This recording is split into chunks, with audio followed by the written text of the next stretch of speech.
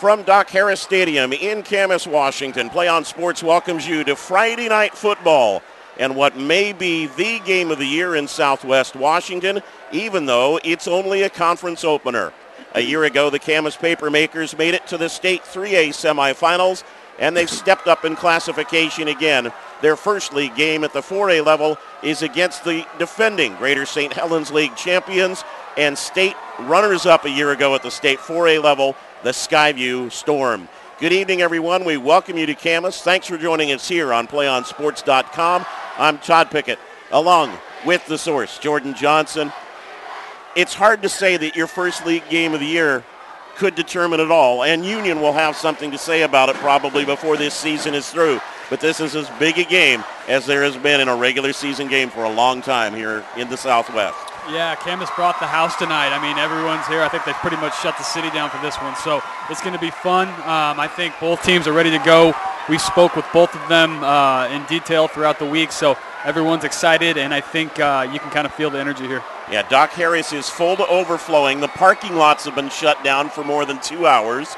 If you're trying to get to the stadium, good luck with the hike. Skyview comes in ranked 4th in the AP poll. Camas ranked 5th. The Papermakers are 4-0. The Storm are 3-1, with their loss coming to Central Catholic of Portland, and that loss looking a little bit more impressive after Central Catholic knocked off then number 1 ranked Jesuit last week down in Oregon. But tonight, it's all about Southwest Washington. Skyview trying to extend its dominance over this Greater St. Helens League, and Camas stepping up, as we said, saying we're ready to go and get things rolling and assert ourselves at this new 4A level. Skyview won the toss. They deferred to the second half, so they will kick off.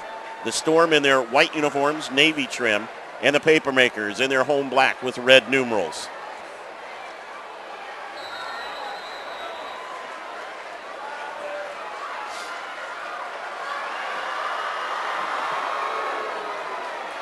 Ball on the way, and we are underway. Nate Beasley takes the opening kick for Camas, finds the seam, and will get out over the 25-yard line before he's stacked up. And Beasley, one of several key performers, will be keeping an eye on tonight. Brian Valentine leading the tacklers for Skyview. Jordan, the Papermakers come out with a junior quarterback, Riley Hennessy, who has been very impressive at 6'2", 184. He's got some height and some range. Yeah, Riley's all of 6'2", pushing 6'3", only a junior, 9 touchdowns, 1 pick on the year. Very, very efficient, doing a great job thus far. You'll see the ball in the air a lot with both teams tonight. Motion early for the Papermakers. They'll keep it on the ground with Beasley left side. Drags a tackler and gets up close to first down yardage with nice second effort as he'll be brought down at the 34-yard line. Beasley is the all-around guy for these Papermakers. Yeah, he got 12 total touchdowns on the season, 8 rushing, 4 receiving, just kind of that do-it-all kid. Only a junior, just like Hennessy, so very exciting things with all these young athletes that they have. He's their leading rusher and their second leading receiver as they go to this one-back offense. Hennessy, quick look sideline, juggled. Is it intercepted? No, nobody able to hang on to it. It was deflected originally, then went in and out of the hands of Skyview's Jabari Marshall, and it'll be third down now for the Papermakers and about 3 to go. Jabari Marshall all over the field. Seems like every week that kid's doing something on both sides of the ball. Another kid with a bunch of touchdowns. Jordan, performance big in this game tonight. That could have been a major break early. That would have been huge.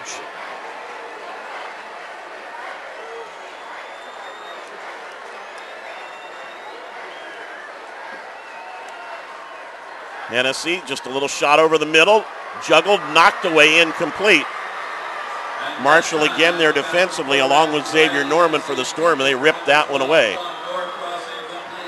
It's a 3 and out on the opening possession for Camas.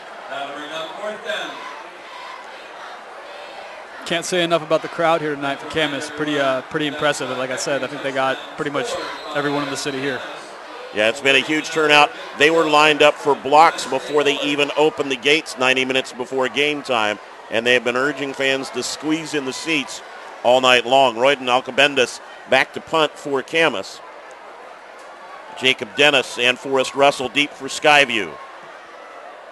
Good height on the kick, drives Russell deep inside his own 20. Papermakers have him surrounded, and they'll drop him for a loss. those are one of those situations where sometimes you outkick your coverage, but that was not the case that time. Great punt, and they were really doing a great job of downfield coverage. Roldan may be the best kicker in the entire Northwest, kicked a 52-yard field goal last week, so they're going to have the special teams advantage all night long. Soccer, a strong tradition here at Camas, and they're able to walk over to Coach Bender's soccer team and get a few kickers.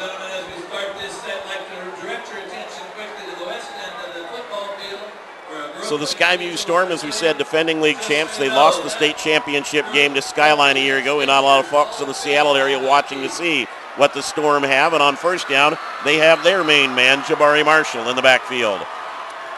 Jabari's gone for 11 touchdowns, over 6 yards a carry thus far on the season, so big things for Jabari. Has enough for the first down, and the Storm going no huddle in the hurry up behind quarterback Jordan Burney. He's a guy who's continued to grow into this role as the season has gone along. Had experience coming in, but he's a first-year starter. Marshall, a short game that time. Talk a little bit about Jordan Burney, because I know coming in you feel the pressure's kind of on him if the Storm are going to be successful on the road tonight. Yeah, Burney's a system quarterback. This is his first year as a starter, but he's been here since day one, since youth ball. So the kids know him really well. Definitely a good quarterback. From the shotgun, plenty of time, has room to the right, and it's coverage for Camas. That ball pop free, wait for a signal. Well, they say he was down. The Papermakers dropped him down. Referees are still conferring, though, so hold on just a second. Nope. It'll be Jim Goss, our referee, indicating third down and long for Skyview. Jordan, you're seeing more and more of that at the college and the pro levels. Drop everybody, rush a few, and then just let your few guys get to him when he can't find a receiver. Camas' D is so good that you have that luxury, and then you're going to see that a lot tonight. 4 wides for the Storm on third and long. Burney under some pressure, flushed out of the pocket, and he'll be brought down just over the 25-yard line. Met solidly there by an outstanding linebacker, John Norcross. Norcross was the conference player of the year last year as a junior, so look for him, 6'2", 225 pounds, very, very talented football player. Zach Eagle, a young man with plenty of speed, back at his own 40-yard line, awaiting the punt of, it'll be Carter Johnson back to punt for the Storm. Nice field of that snap on a hop and just barely gets the kick away.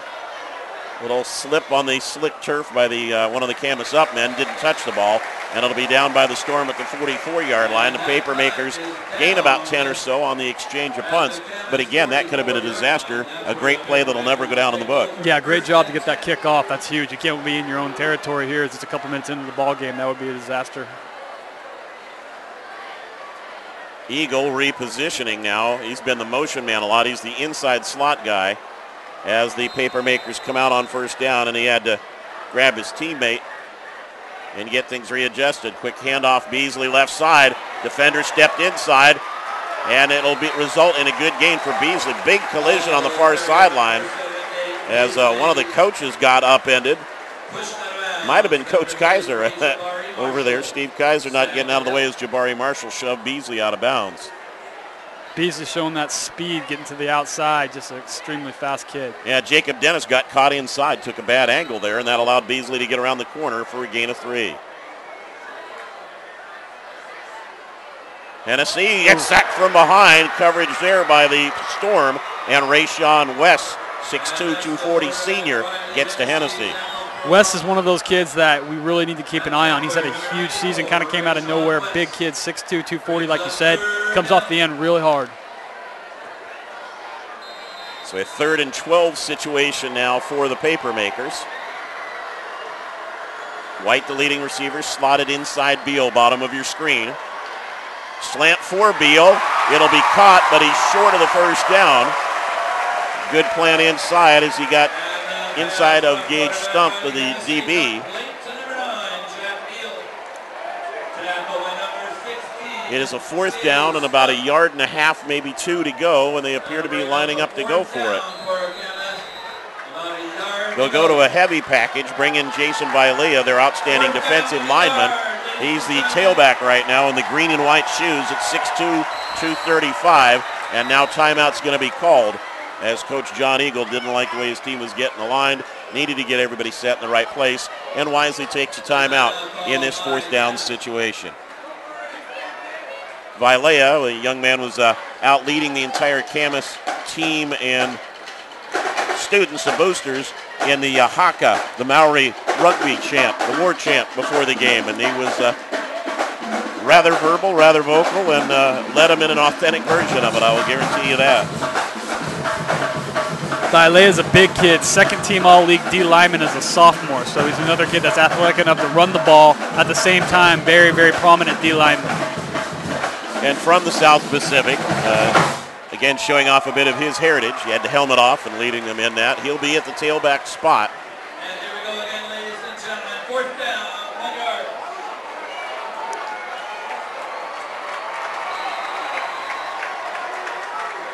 And a change behind at quarterback as well as they bring in a tailback. Bad snap, ball gets away. Scrambling for it will be John Norcross, and he is going to be dropped short.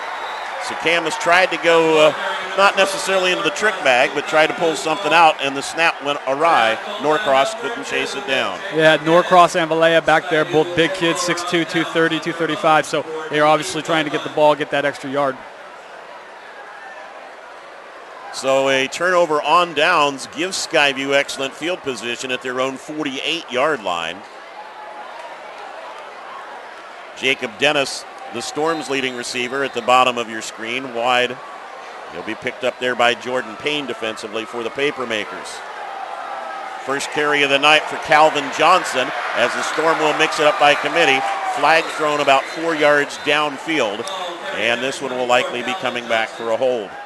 Tackle by number 2, Zach Eagle, and hold everything. There's a flag on the play. Looks like they'll bring it back. And it is holding against the Storm. You mentioned Jacob Dennis. Jacob Dennis only 5'9", $155, but the kid's got 4 picks on the year, and he plays both ways. Not a big kid, extremely athletic, and a kid we're going to see all over the field tonight. Yeah, as opposed to a year ago, there's not a lot of height in the Skyview wide receiving core, but they still are able to get open. Yeah, a lot of guys back from that state title team. Well, they went to the title, and actually a lot of experience on the Skyview roster. The one thing they'll have is that more senior-dominated team, whereas Camas is a little younger. Yeah, they have the experience. Camas has a little more of the size going in. Yep. And the front line matchup is going to be another big area to watch tonight. Correct. 1st and 14 after the penalty was marked off. And now a whistle before they can get going again. And an illegal procedure. False start against the Storm. We'll move it back 5 more.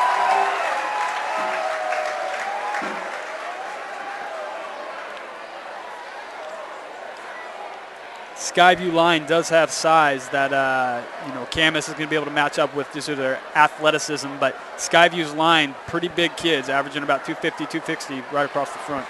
And they've got some 300-pounders on the roster. They do. Johnson stays as the back, trips to the right, and a quick bubble screen on that 1st and 19. Half of it back on the completion to Jacob Dennis. Averaging better than 21 yards a catch coming into this game. Just a really good football player. Not a big kid, like I said, just a talented athlete that can do a lot after the catch. Quick check over to the sidelines for the play call. 5 minutes gone here in the first quarter. Each team with 2 possessions. Skyview working on its second right now. Little bubble screen to the middle, and they nearly sniff it out, but that's going to break. Down the sideline, Forrest Russell. Great speed, and he will score. And Skyview on the board first on a 52-yard play. Jordanette was inches away from getting broken up, and that little difference made it all the difference for Skyview. Forrest and I had a conversation 2 nights ago, and he said, he had to have a breakout game tonight. This was his game. This was his game to shine. So coming back after 800 yards and 9 touchdowns last season, that's a good way to get it going. 52-yard pass play, a lot of the yardage after the catch. You see again, though, what we talked about. Russell at 5'7", but plenty of wheels. Yeah, the kid's a stud. He's one of the best receivers in the state of Washington. He doesn't have the size thing in his favor, but he is extremely talented and one of those kids that's right on the bubble of a D1 AA type offer. Carter Johnson with the kick. The point after makes it 7-0. Tell you, there's a lot of Division I passing offenses with a guy with wheels like that. Hide him underneath and run a little bubble to him and let him go. Extremely elusive. It's 7-0 in favor of Skyview as they get the touchdown, 52 yards, and 6:45 to play here in the first quarter. Real different feel out here in Camas. You know, at the 4A level, so many schools are parts of a city and parts of a community. Vancouver with a number of the 4A schools. That happens in just about anywhere else. Camas, one of the few remaining areas where the entire town is behind one high school. And they really do come out and support. It was neat to see some of the traditions, the band taking a lap around the field before the game. They play the opposing team's fight song over to the fans on the visiting side of the stadium. And in just a lot of the touches that you don't see anymore.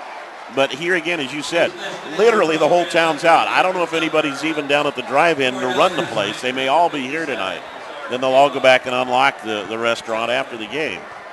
Yeah, it's a one-horse town. There's very few of them left, it seems like, in Oregon and Washington, so it's fun to see. Camas has grown from a 2A to a 3A and now making the move up to 4A. The town's expanded as well, so that literally it is right up against the east edge of Vancouver, which has expanded eastward over the years as well.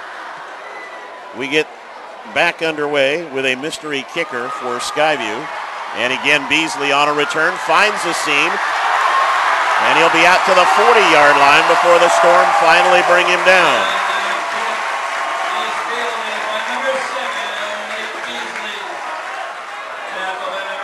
Not a lot Nate Beasley can't do. Guys returns punts, kicks, runs the ball, catches the ball, just whatever you need him to do.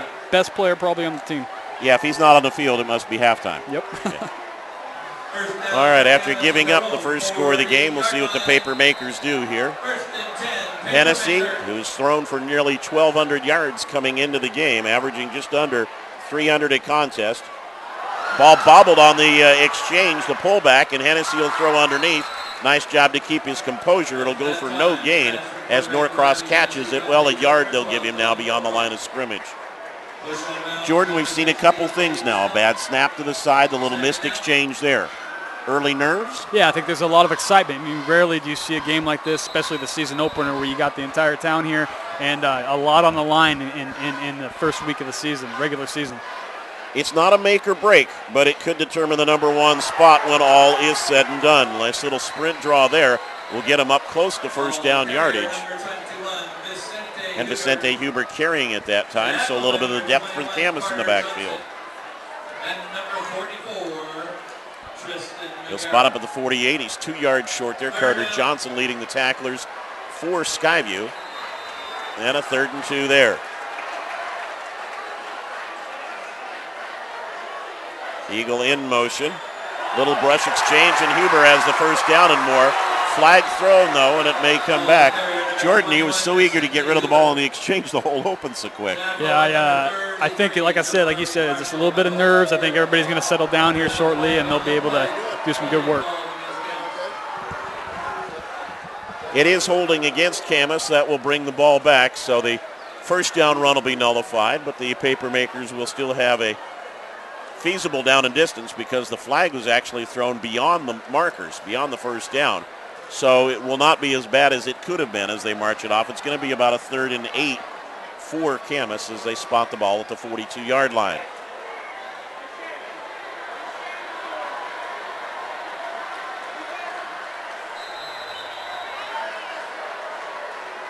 They'll sprint to the line there. Eagle again, the motion man.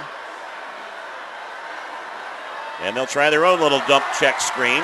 Skyview reads it well on the completion to Huber, and he'll be tackled at the 45-yard line. A host of white jerseys there, led by Antonio Sparrow and Jabari Marshall for Skyview.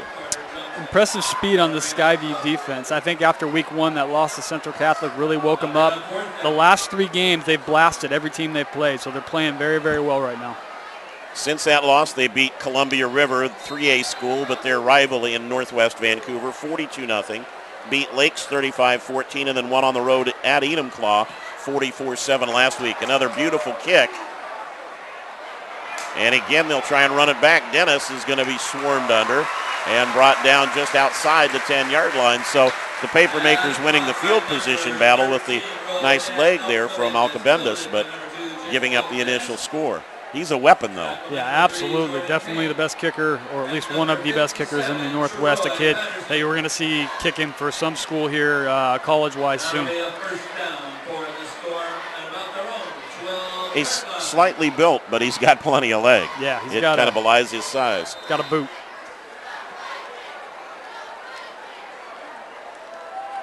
Officially, they'll call it the 12-yard line.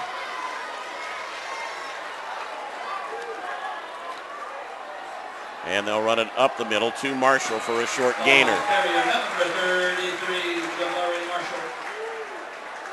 Jabari's a big kid, 6'1", 210, packs a punch when he hits that hole. So, you know, as good as those linebackers are, he's going to be hitting those backers as well. It's going to be a pretty violent game there between the backers and the running backs tonight. Adam Dawson and Nick Gadbaugh, two of those backers, combining on the tackle that time for the Papermakers. They go trips wide side, and they'll run Marshall in underneath again. Flag thrown over on the sideline down to the bottom of your screen as Norcross was the first Papermaker to get to him.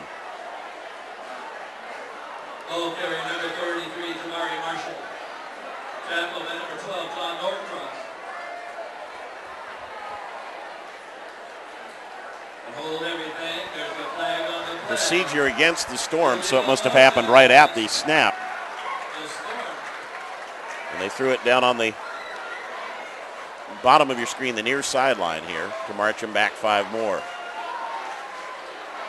The kid, Zach Eagle, that we were just talking about, both of us really like him. Only a junior, all-league as a sophomore, second-team all-league as a sophomore. So we're going to see a lot out of him. He's had an outstanding season, had a couple picks last week. So expect a lot from Zach Eagle tonight. I keep hoping for his sake he'll grow. But his brains, his smarts, his field intelligence help to make up for it. But yeah, if he can just shoot a little bit beyond that 5'9", he'll be in really good shape. Yep. So a 2nd and 14 now for the Storm as they check again over to Coach Steve Kaiser. And the offensive coordinators, Aaron Hazel and Matt Hamlin, see what they come up with. They'll run another draw underneath. Marshall broke the first line, but got met after a short gain. A helmet comes flying off as well. It is not Marshall's helmet. It is one of the Camas defenders, so he'll have to step out for a play. John Norcross and Colton Dowd on the stop, and Dowd lost his helmet. He'll go to the sideline. 3rd and 9. That one close to getting broken as they got through first line. Bernie looking to throw. The screen read well, juggled, and intercepted. A diving pick after the touchdown that barely scored and almost got disrupted. This time the Papermakers are able to make the pick, and I believe that's Norcross on the interception. Everybody in the park knew they weren't going to throw long.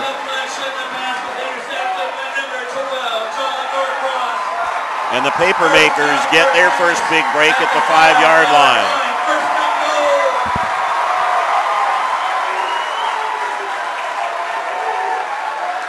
You don't think that didn't bring the crowd back into the ball game. They go to the heavies again. Norcross and WIAA in the backfield. Norcross finding WIAA's green shoes and following him. It's a scrum across the goal line for a touchdown.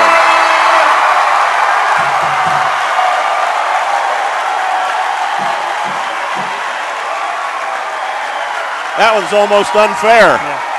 Couple big boys right there. 3 yards out. They got that push right over the goal line. Of course, where else besides that can you go, okay, you got the interception, go ahead and stay in. You don't get to do that at high school too often. It's a big break. Alcabendis on for the point after attempt. Eagle is the holder. Storm almost got a piece of that. They might have, and it floats over. There is a flag. The kick is good. They're going to get him for roughing the kicker. It looked as though it might have been deflected.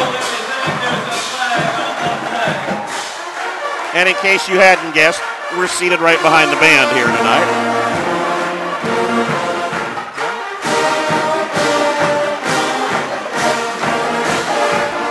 That's a big, big break.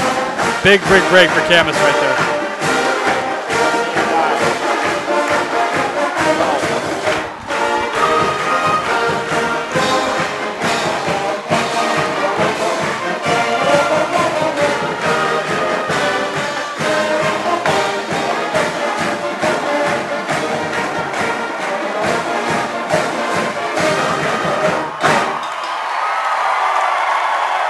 Sometimes you just got to roll with it.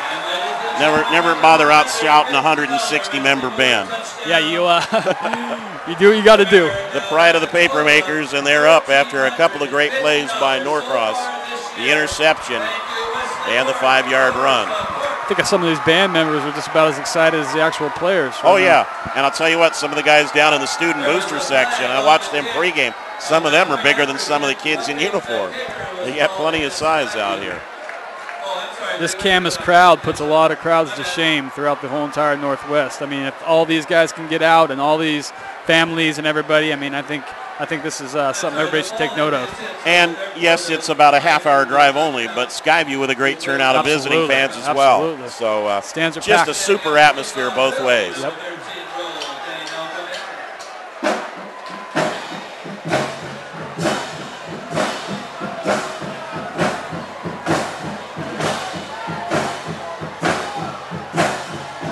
Alcabendis getting set to kick. And Dennis and Russell are deep for the Storm. Dennis will watch that one, Russell rather, sail over his head and through the end zone for the touchback. That's leg. That's great leg for high school.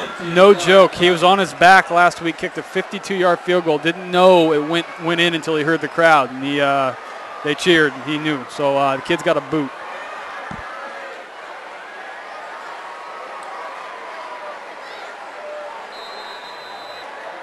So after being pinned deep because of the punting of Alcabendis and then turning the ball over deep, we'll see what the Storm do now that it's back at 7-7. And that one settled a lot of butterflies on the Camas side of the field. Marshall carries, breaking couple tackles.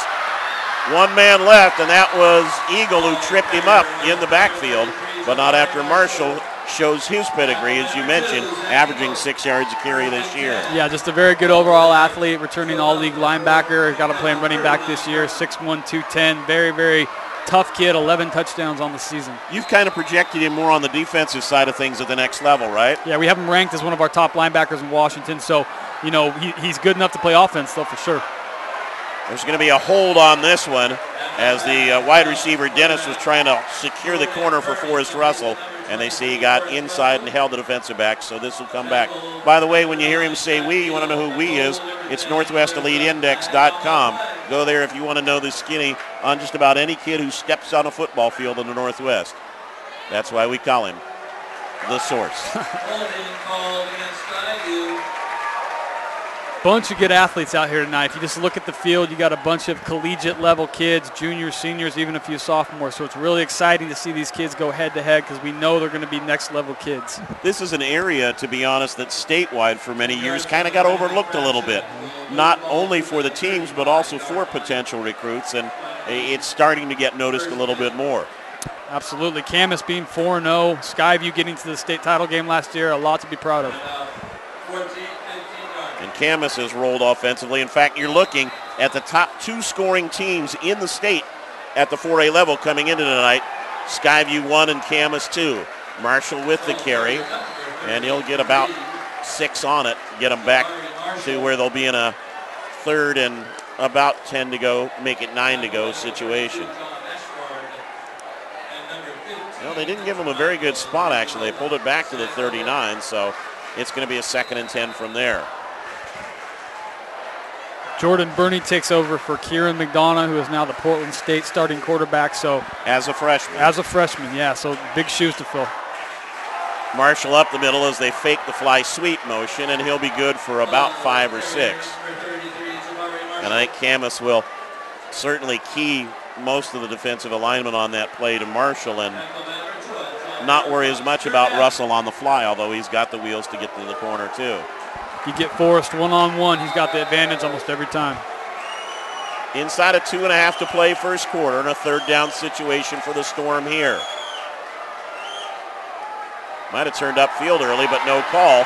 Burney away from pressure, has some time, has the corner, will throw, and a diving catch at the 34-yard line by Forrest Russell.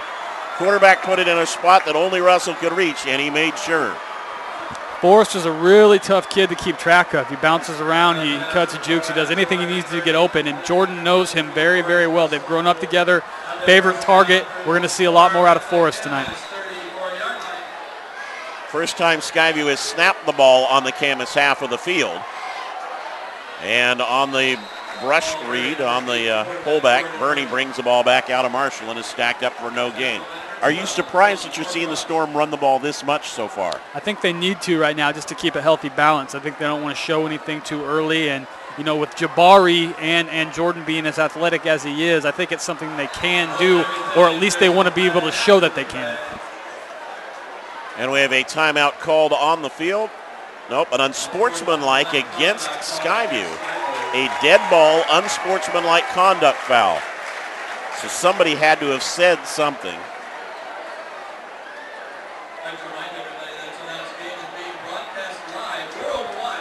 With a game with this much importance, those little things are going to be killers. Those are the things that cannot happen if you want to win these ball games. Steve Kaiser talking with the officials. They'll signal again. Dead ball, unsportsmanlike.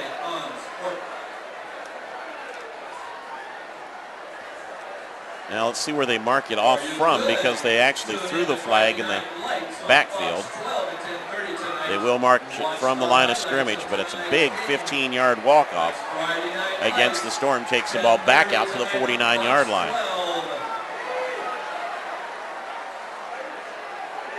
It's interesting because both teams were in their respective areas, so somebody had to have said something to one of the officials or something that they heard. Yeah, it was direct. Bernie drops, complete, inside the 40-yard line, far sideline, and that one grabbed by Jacob Dennis.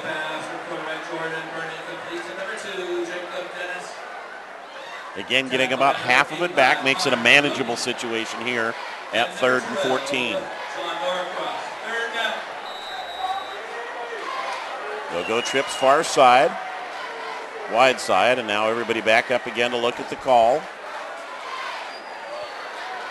Skyview coaches studying the defensive alignment. A long wait this time, and they'll stay with it, or do they check off? Bernie, tough throw completed. Wow. And breaking clear again. Thompson gets the first down, thrown out of bounds at about the 12-yard line.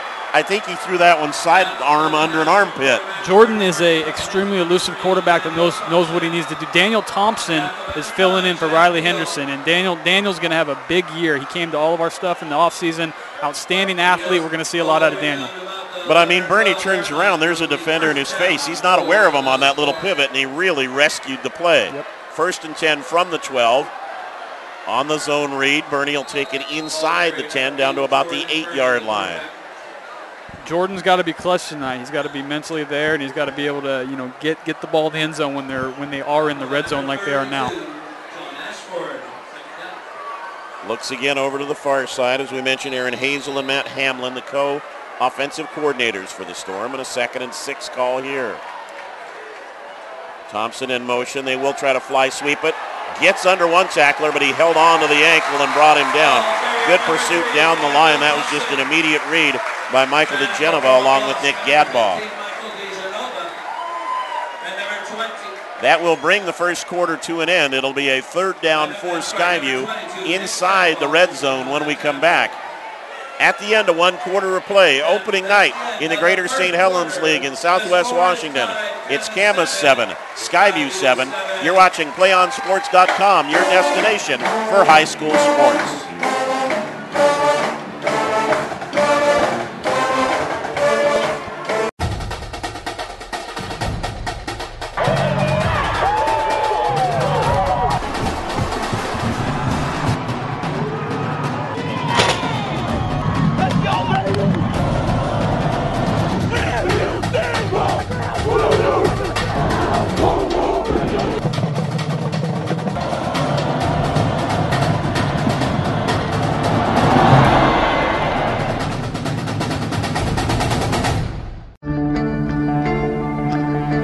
One match away from immortality. This is a total team effort. We're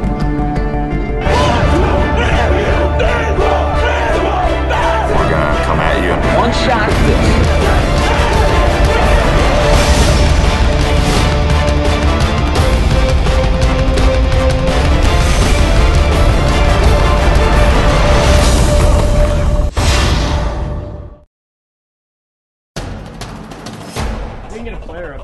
good stuff. All right, perfect. Prepare a Wiley Ballard graphic. Do you want me to start the stream? Start of the second quarter. Skyview with a third down situation here in Camas. Bernie under pressure and will not get a chance to get the ball away as he's driven back by the Papermakers. And a flag's going to be thrown because they continue to drive him back and took him to the ground. It's going to be a 1st and goal for Skyview. That's huge right there. Camas fans obviously don't like it. It was a little extra that time, and the referee, Jim Goss, was right there. He blew his whistle. They kept going, and it's going to cost them.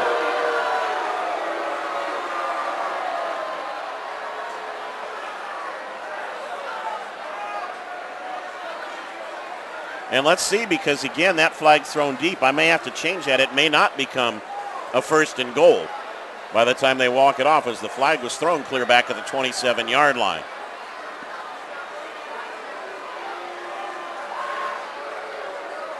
And it is not. It stays a 3rd down. When they march it off, it's going to be a 3rd and 12 because of where the flag was thrown.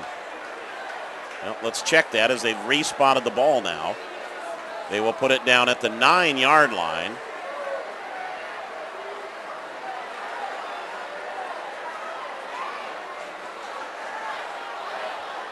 And to be honest, I cannot tell you.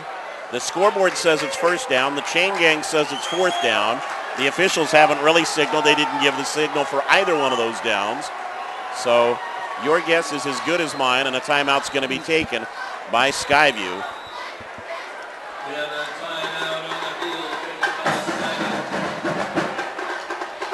At the end of the play when they signaled, they did not give the 4th down, the 5th signal. They did not give the 1st down signal.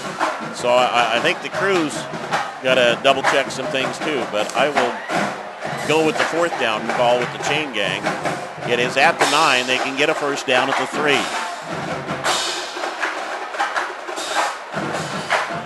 Camas opened its season with a 63-20 win over Oregon City. Defeated Canby 31-7, then moved into the state of Washington play. Beat Auburn Mountain View 45-14, and then went up to Tacoma and took on the Lakes team, which also lost to Skyview. And Camas with a very impressive 53-14 win over Lakes. Yeah, both teams have been beating some very, very good ball clubs. Lakes traditionally is obviously very good, and both these teams beat them handily. So a field goal attempt now for Carter Johnson. The holder is Forrest Russell.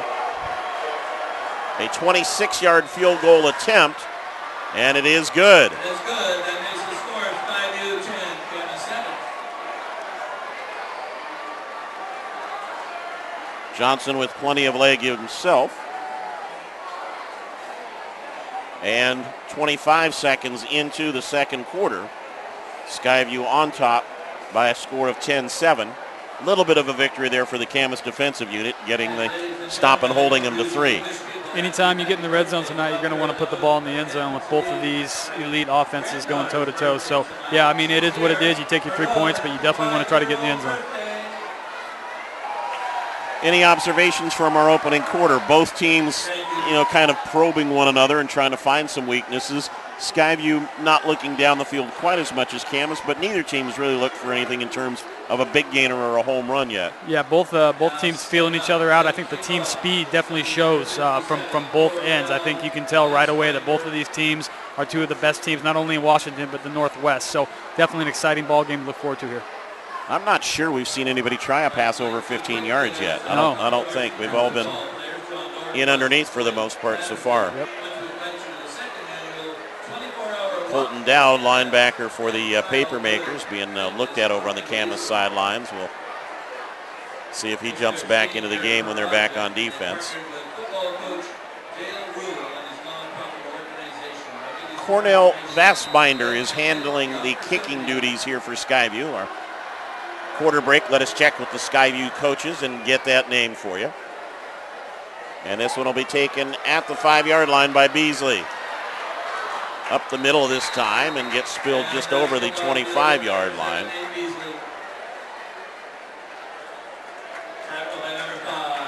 Say, I don't want to go after him if he's got a head of steam. Xavier Norman leading the special teams tackle for Skyview.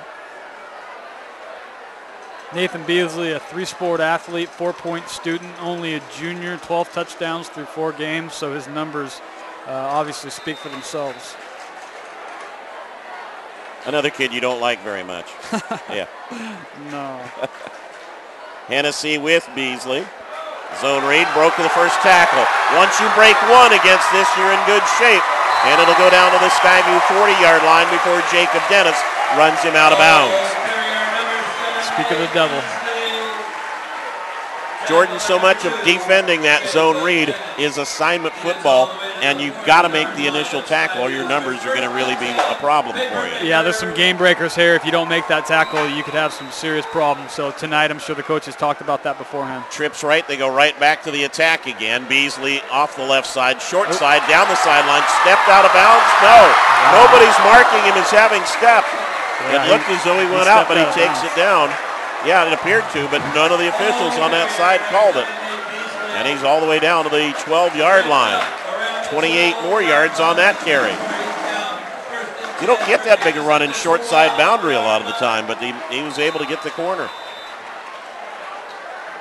Yeah, he hit that corner hard, and once again, that's what he can do. That's a couple times the Storm have gotten caught inside. Hennessy pump fake, will try to run it himself.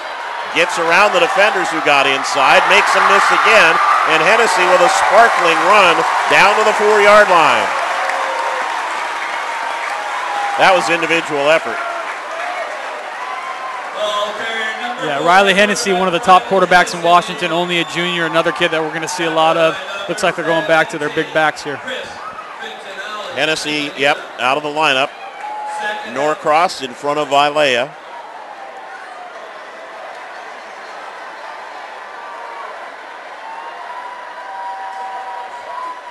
Direct snap to Norcross, room left corner. Did he break it? Yes, he did. Touchdown, Camas.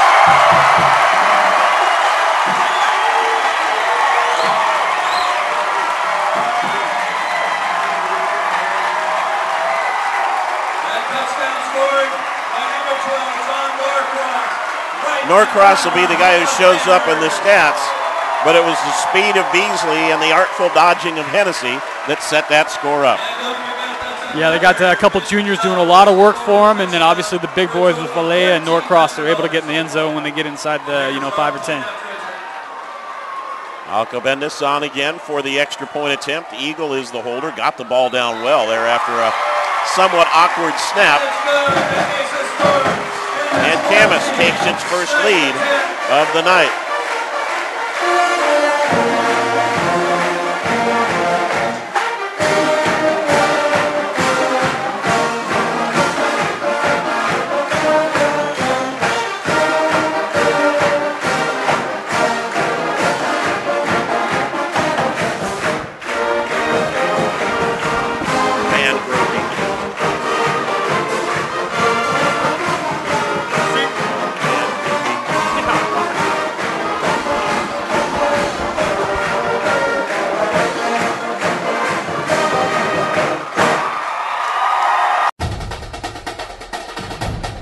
Teams have had more success than you would expect on the ground so far.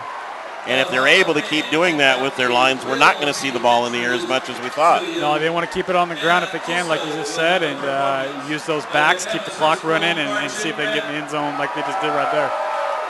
Quick reminder, if you want to see more great sports activity from your school, like the game you're watching tonight, go to PlayOnSports.com. Find out about the school broadcast program.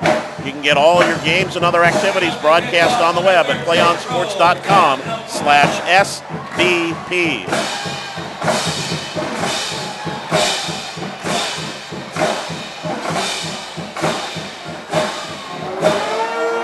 And that one's long gone again. That clears the end line almost on the fly. And the Storm will again start at the 20.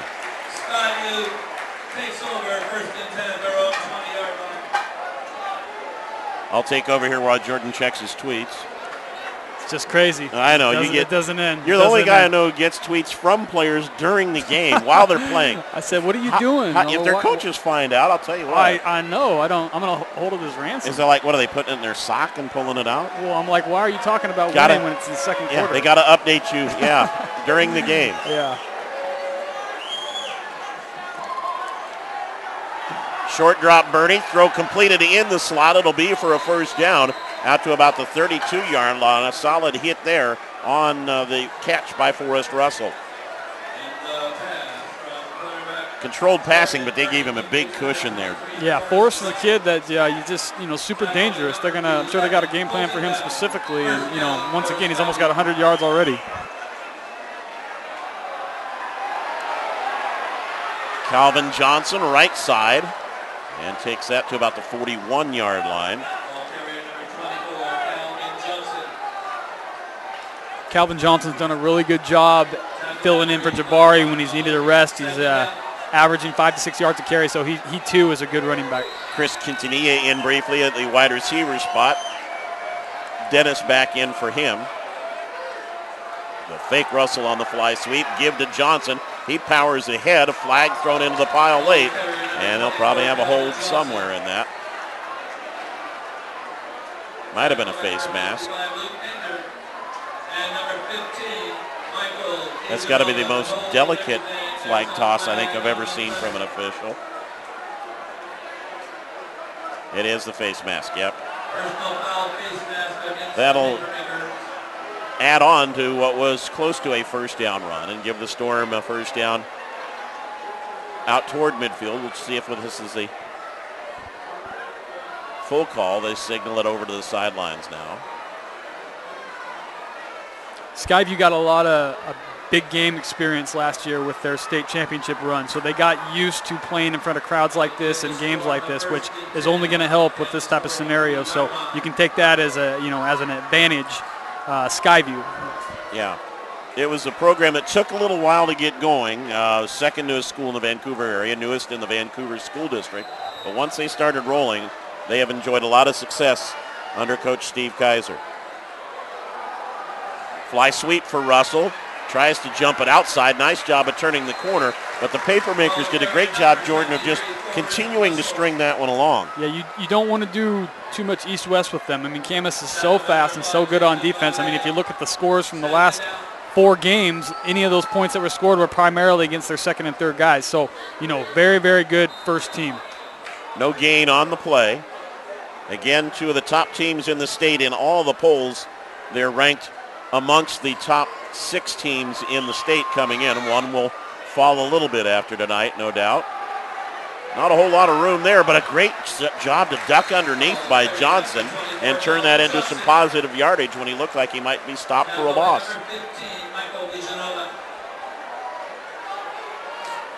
Michael DiGenova on the tackle. They'll hold him to 2. And a 3rd and 8 situation as the Storm again try to play a little hurry up here. Trips to the right side. Bernie on the rollout. Plenty of room here. And he'll throw to the boundary. Waiting for his signal. And it is a catch and a first down. 31-yard line. Another low catch by Calvin Johnson.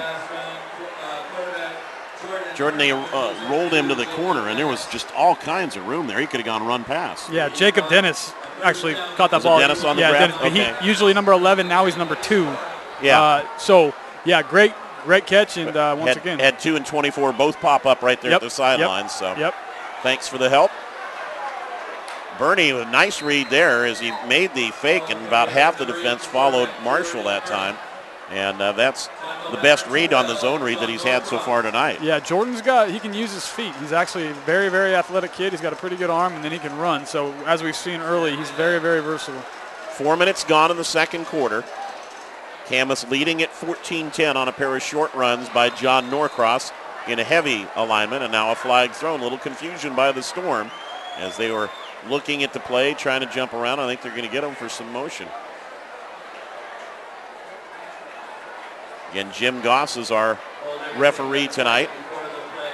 Nope, defensive offside. They lined up in the zone. Rick Bishop, the umpire. Philip Bearclaw, the line judge. John Barton, the back judge. And Rick Langland, the line judge. The Storm picking up another first down via penalty.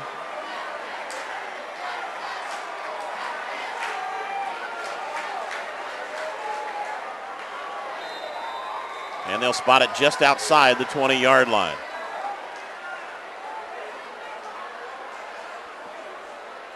Looks like Bernie was running a check off. Yep, he is making a change at the line. And he'll go zone read and pull it back. Bernie with room inside the 10, down to about the 7-yard line. So on that far sideline, they are seeing something that's allowing Bernie to make that read. There's so much focus on Russell that he's getting big holes. They're good about making adjustments. They actually came up at a 7-on-7 tournament, beat everyone there, including all of the Washington All-Stars. So Skyview is a talented group that they have right now. Anthony Chamberlain in, big tight end at 6'3", 250, anchoring one side of the line. Marshall on first and goal, not much of a gain there. The backers really, as they are in any defense, but for Camas, there are a couple of kids that come up big all the time. Yeah, Norcross is pretty ridiculous. Anytime you're earning Conference Player of the Year honors as a junior, you're doing something right. Camas, the Greater St. Helens League perennial 3A champion for a number of years, and as we said, made it to the state semifinals last year, while Skyview made it to the 4A championship game before falling to Skyline. Second and goal. Bernie behind a good block by Marshall, deep to the corner, incomplete. Nobody really had a chance at it, but a couple of receivers wound up running routes into that corner, so some confusion on the passes as well. Russell ran deep on the end line, and Daniel Thompson was also back toward that corner. A little more crowded than the Storm would like it to be there. Chamberlain will come out. They'll go back to the spread set on fourth and goal just inside the 10.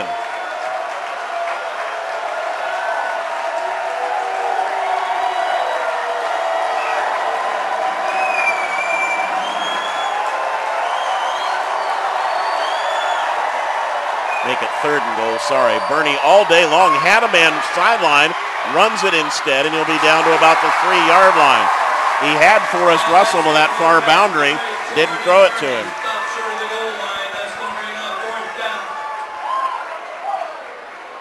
And we'll see what the Storm elect to do here midway through the second quarter.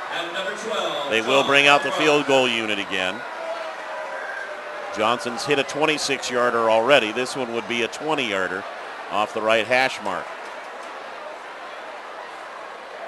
Cam is showing that good team speed right there to close that down as soon as they could. So like you said, Forrest was open in the corner, but Jordan decided to take off. Hang on, it is not the kicking unit. They go heavy up, pack it in tight. It is fourth and goal from the 3.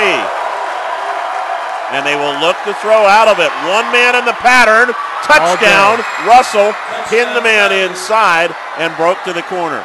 Those two have been doing that for the better part of the last couple of years, even when Kieran was here. Their timing on that out is outstanding. So great call by the coaches, and Skyview capitalized inside the red zone. It was a confident call, too. Absolutely. You know, and to give it in a heavy set, in a run set, and go, you know, if he's not there, you've got no other option. Done it time and time again. Outstanding work there. So big call by the Storm on fourth and goal. And they get the touchdown. Johnson on to attempt the extra point. Russell, who caught the touchdown pass, on to hold. And the kick is good. 5:35 to play in the first half. Bernie with his 7th touchdown pass of the season. Russell with his 2nd touchdown catch. And Skyview moves back in front, 17-14. And although we've had a lot more ground game maybe than we thought, I think offensively we're at about the pace we thought we would be. Yeah, it's been exciting. I mean, both teams back and forth doing what they do. Both teams showing an outstanding speed. So it's been fun, and I think they showed right there that when they do get inside the 5 or 10, that they need to get the ball in the end zone. You know you've got a big band when the kids start leaving the bleachers at 5.5 minutes before halftime. 160 kids. You'll get to see some of them at halftime as part of our PlayOn Sports halftime show, as the Papermaker Band will be featured. Don't forget that PlayOn Sports is on Facebook and Twitter, giving you news and information and links to great highlights You can follow us at PlayOn Sports on both Facebook and Twitter. And don't forget that you can access thousands of live and on-demand games on YouTube at youtube.com/PlayOnNetwork. You can watch high school action from anywhere in the country every week, anytime you want to, on demand, any game from your destination for high school sports, PlayOnSports.com. Number 57, Cordell Bassbinder. So Bassbinder ready to boot again. And they've been kicking to Beasley all night long, so this one a much shorter kick. It's going to take a couple of hops, and Beasley will get it just inside the 10-yard line and take it sideline. Jumps over a couple tacklers again, makes a big cutback, and will finally get dropped at the 45-yard line. Daniel Thompson helping prevent a kickoff return for a score. Nathan Beasley just showing those wheels. I mean, he in and out, bouncing around like, I mean, that's impressive right there. That kid is dangerous anytime he gets the ball in his hands. I think he threw a couple Barry Sanders jukes in on that run back. Just great cutbacks against the grain, and a great sense of timing as to when to do it too, Jordan. Very talented soccer player, believe it or not. So he's it's kind of a unique set of sports that he's playing both at the same time. Well, that explains it all right there. Yep. So Hennessy and the Papermakers, great field position again, trailing by 3. And they'll go to the air on first down. Great catch of a ball thrown in behind. It'll be good for a first down to the 42-yard line. First catch of the night for Zach Eagle.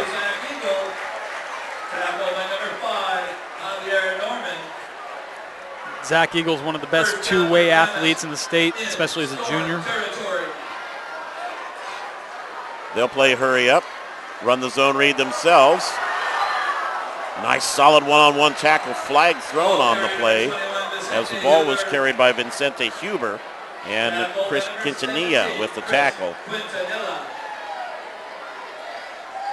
The flag thrown right at the 40-yard line. Skyview's pointing, saying it's against Camas, and it is a hold against the Papermakers.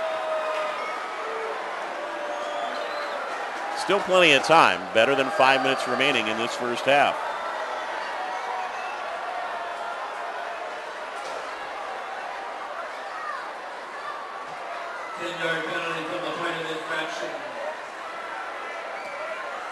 Spotted at the midfield stripe, so technically a 7-yard penalty, and it'll bring a 1st and 17 from there.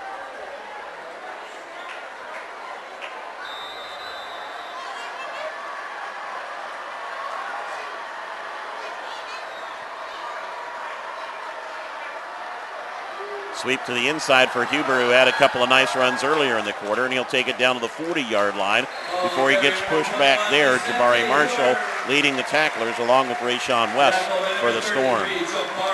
Huber's done a nice job all year long, too, of playing a big role, giving Beasley a rest. So, yeah, he's doing a good job. He's actually their leading rusher on average per carry. He's close to 7 a game, or per carry, rather, 7 per attempt. A little over 200 coming in. Hennessy time, finds Eagle, another great adjustment as the ball has been behind him on most of those passes, and he shows the ability, you talked about his skill, to make that adjustment and still haul it in. Hennessy knew where he was going to be. He's been throwing to Eagle for quite a while now, so both those kids, much like a lot of the Skyview athletes with Bernie and Russell, know where they're going to be at most times. At this level, often you have to deliver to a receiver. Eagle makes it a lot easier for a quarterback with that skill. Absolutely. Outstanding athlete. Zone read, Huber up the middle. Inside the 10, he'll take it to the house. Touchdown!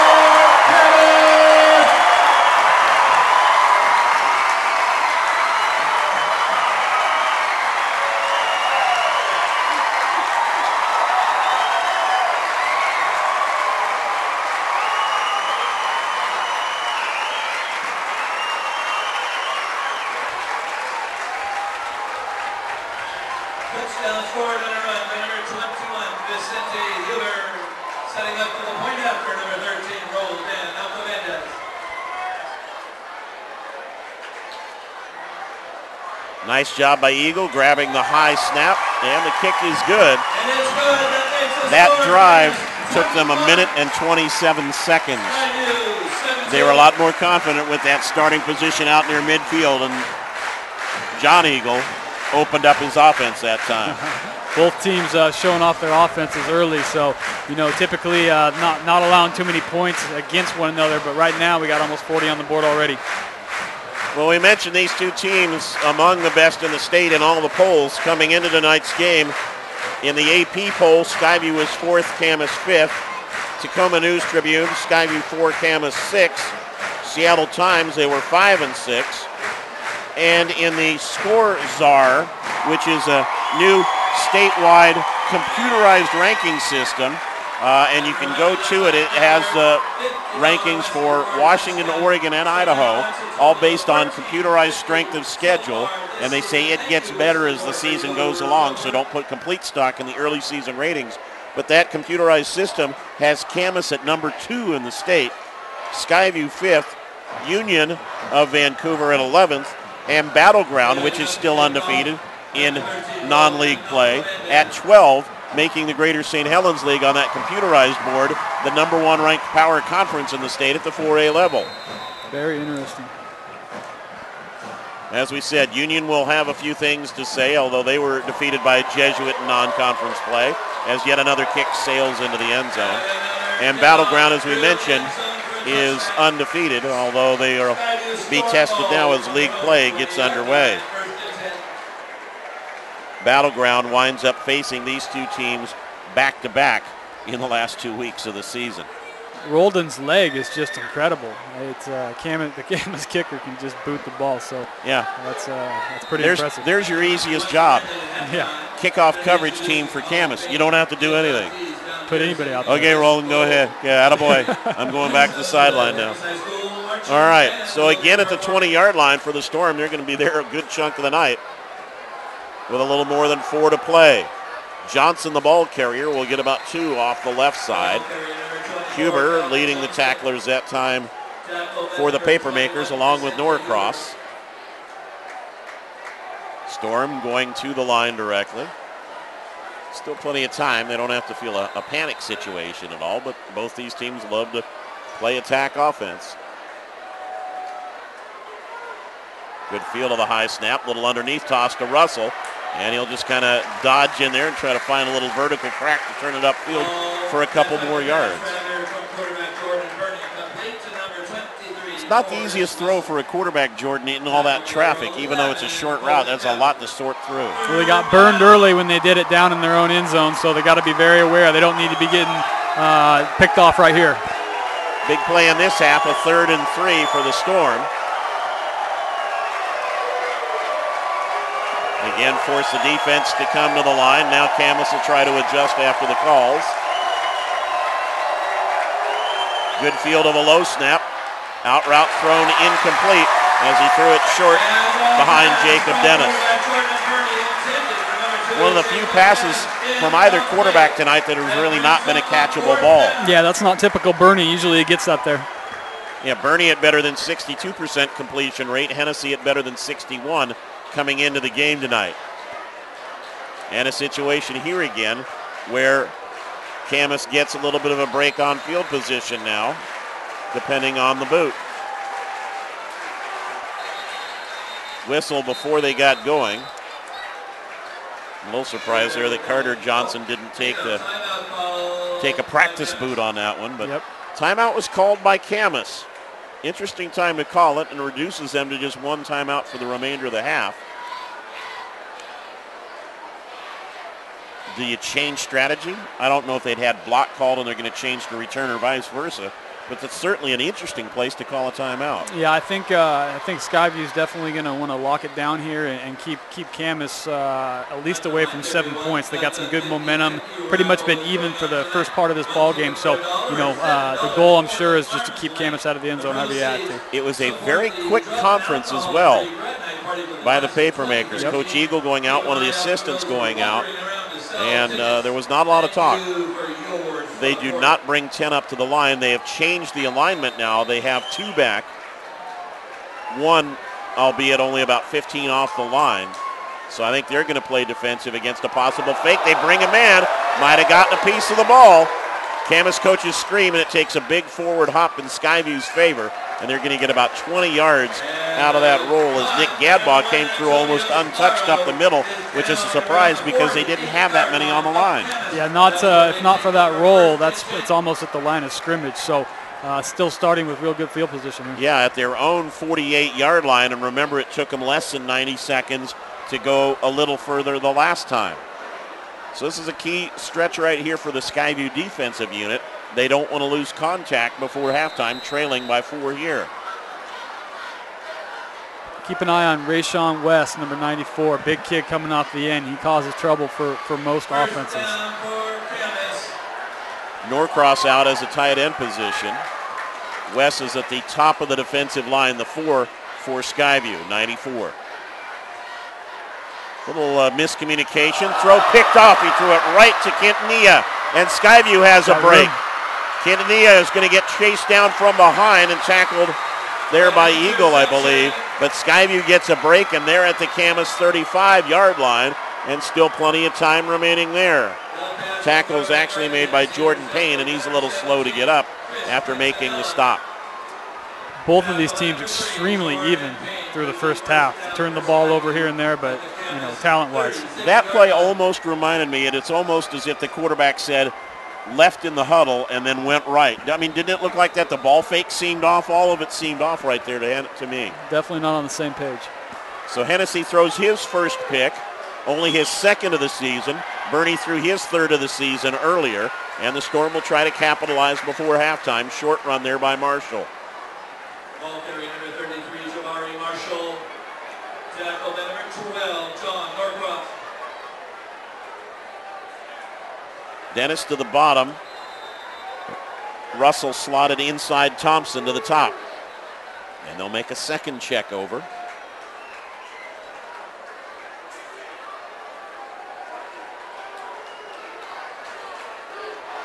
Marshall readjusts. Bernie with the check off at the line. Still time. Pump fakes and they'll go deep. Dennis breaks behind the back and he overthrows him. Threw it a little bit too flat, didn't he? Yeah, he knew exactly what he wanted. You can tell they've done it a million times before. Just missed him. Just if he puts a little air under that ball, it's 6. Connor Maloney over at the defensive back position covering, and he immediately comes over to the Camas sideline and asks the coaches, where do you want me to be? What do you want me to do in terms of technique? Because he knows he got lucky perhaps on that one when Bernie couldn't connect. So they take their first gamble downfield, had an open man but couldn't make it work. 3rd and 9. Marshall with a nice block. Bernie flush from the pocket, has room. First down, out of bounds, just outside the 20-yard line. You've talked about his feet. He made the read that quarterbacks have to make in time to get the yardage. That right there is what makes Jordan so valuable, his ability to elude and get to the sidelines, make smart decisions, stop the clock, and take advantage of the situation they got right here. Tough being just 1 year as a starter for coaches to get a good look at him in terms of recruiting. We'll talk a little bit more about that in the second half. Marshall straight up the gut. They try to rip the ball away from him. It pulls free, and it is recovered by Camas. Marshall up slowly, and he is favoring his right arm. I think Colton Dowd got in there and ripped the ball away from him. Almost every play this series, there was a guy or two trying to strip the ball, so they know what they're doing. Marshall stays in the lineup, so he's not injured enough to step out. The Papermakers will have it at their own 16-yard line with 1.5 minutes to play in the first half. Don't forget, PlayOn Sports Halftime Show will come your way featuring the Camas High School Band. Hall of Fame night tonight here at Doc Harris Stadium as well. Hennessy surveying the scene. And they'll keep it on the ground. Beasley tucking the ball away wisely before he's upended by Jacob Dennis. It'll be enough for a first down at the 25-yard line. Well, there is a marker somewhere, way over on the far sideline. Lost in the lights there. The illegal procedure against the Papermakers. In addition, one of the linemen lost a helmet. Matt Dennis will have to come out for a play.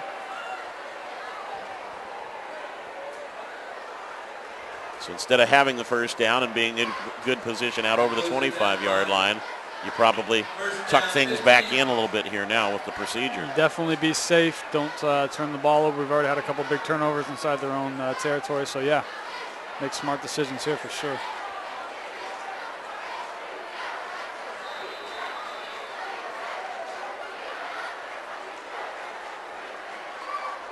Zone read again. Beasley slips around the line, not going to get too far, and Dennis got to him. A little help on the wrap-up that time from Xavier Norman. Skyview electing not to use their timeouts. I thought they might take them here in this running situation and force them to kick. But the Storm apparently content to go to the locker room trailing.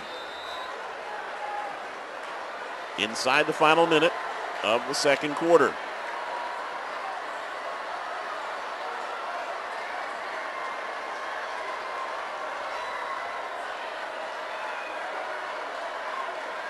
Run it with Beasley again. Marshall there to meet him.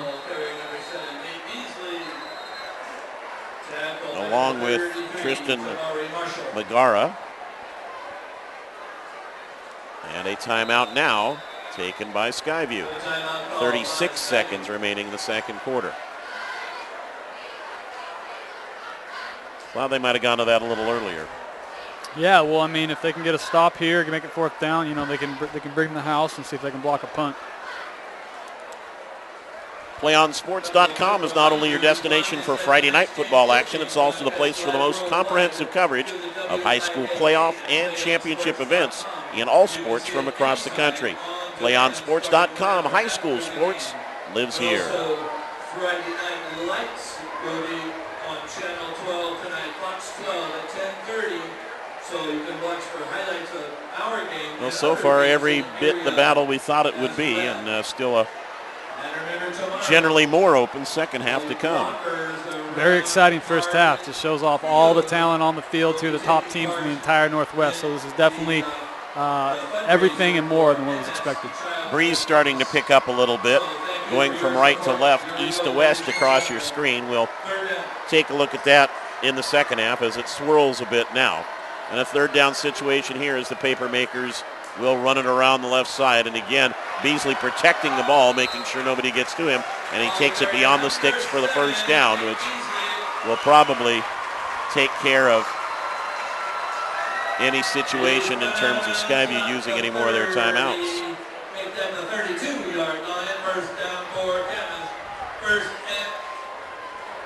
down, check a yard to go. And if you're the Papermakers, do you dare take a shot here on a final play in the half, or just take what you've got and go to the locker room content? They will keep it on the ground, and Beasley slips outside. Dennis will run him out of bounds at the Skyview 45-yard line, and some of the tacklers are really getting caught inside on bad angles right now. Yeah, I think it's partly that and partly Beasley's speed and getting to the outside. So he's dangerous anytime he gets the ball. That's why you got to be really smart right here. Got to contain him outside in. Yeah, definitely. And they're not doing that right now. And now you're in a spot where, well, hang on, we haven't moved the sticks. There's a discussion, and I think there's a flag. Wow. I think that's a flag at the 29-yard line over on the far side. You can't even see it in the lights and the reflection off the turf. And it is procedure against the Papermakers. So back we go.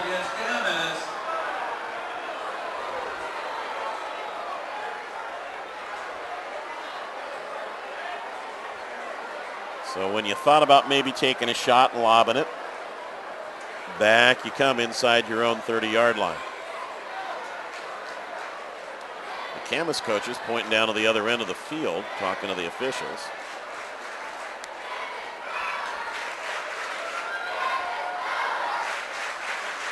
And Coach Eagle way out on the field. Has he called a timeout? I don't believe he has. He's talking to some of his players, and they're all over talking to the coach. I'm not sure what's going on because the officials are continuing to confer in the middle of the field.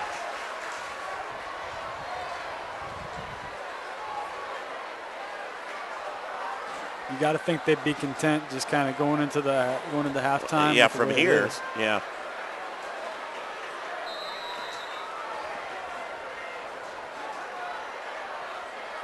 All right, they'll get them set up.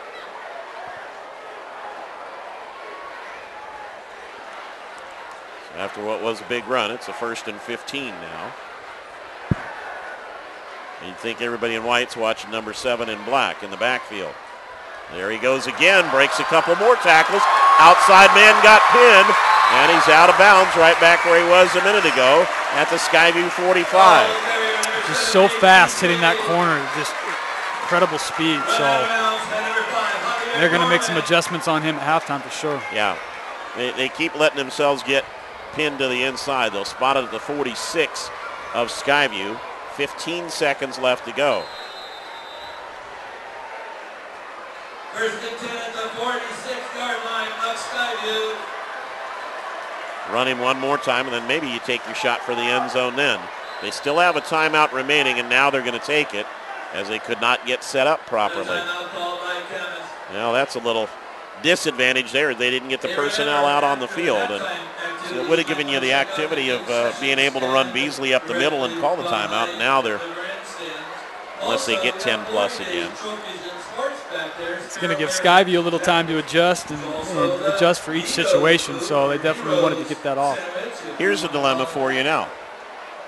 How much do you think about going to the end zone? How much do you think about getting in reasonable range for your long-legged, strong-legged kicker? I think that's what they're doing right now. Yeah. I don't even think they're thinking end zone. I think they're thinking this kid can kick 50 plus anytime. So Yep. they probably want to, hit a corner, get out of bounds, and let him take a shot at it. They need to get about 11, 12 yards to get him within reasonable range. And again, the wind's swirling now, kind of blowing in toward the goalposts, at which he would be kicking. But we'll worry about that when the time comes. Got to be something to the sideline. Yep.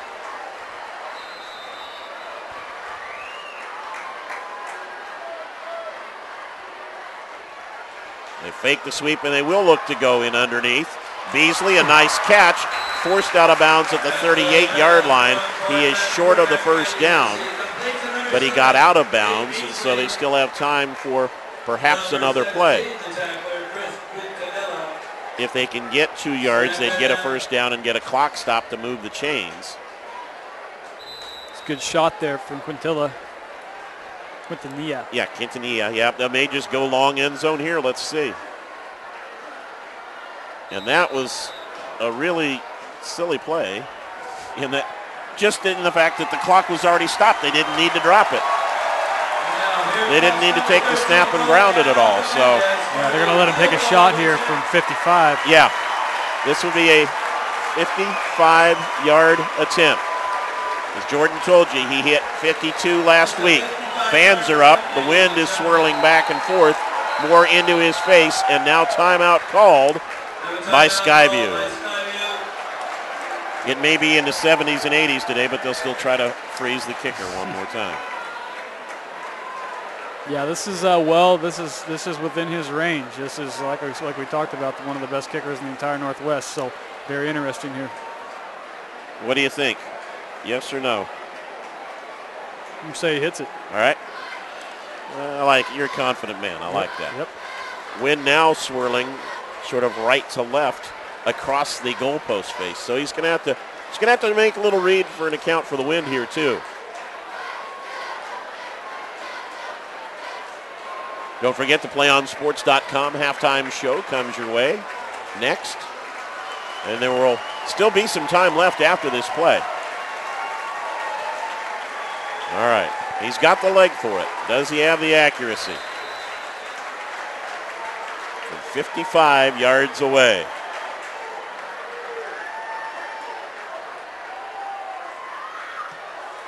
That's going to come up short. Nope. That surprises me. And a flag thrown at the end of the play. They're going to get him for running into the kicker. And he'll get another chance close in.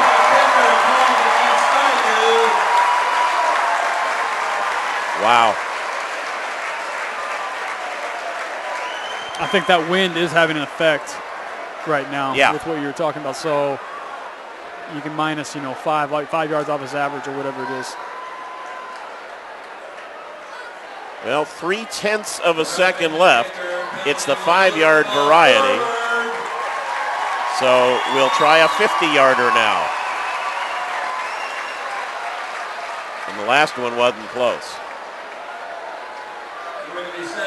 40-yard line. This time it's a 50-yard attempt, ladies and gentlemen.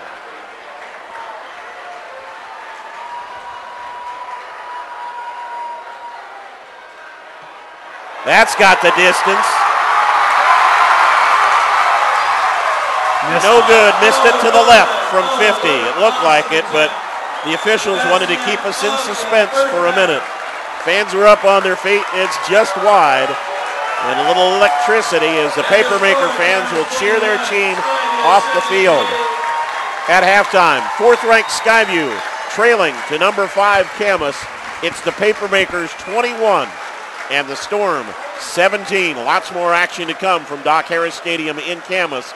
Stay tuned. The PlayOnSports.com halftime show comes your way right after this. And pretty soon here we're going to set up.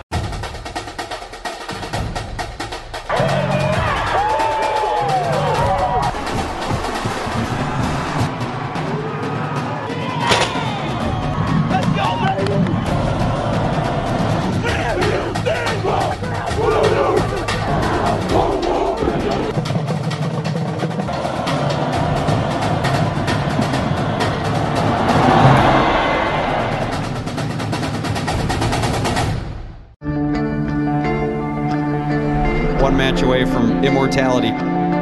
This is a total team effort.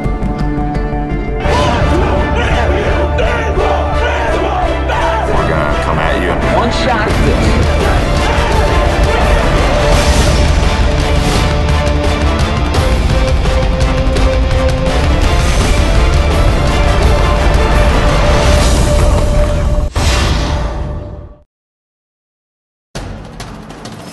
We can get a player up here. Oh, that's good stuff. All right, perfect. Prepare a Wiley ballot. And Sam Nicasio.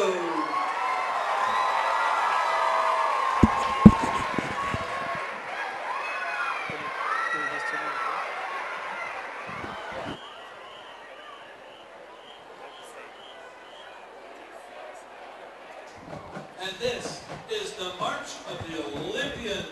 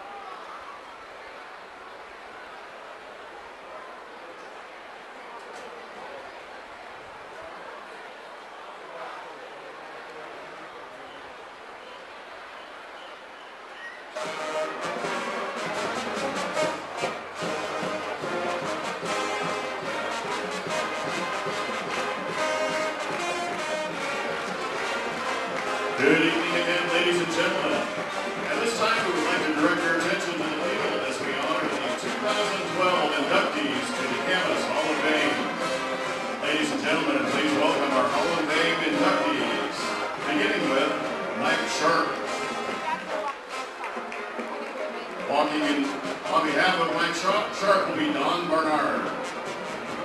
Mike went to Camas from 1954 to 1957, and he was a scholar athlete.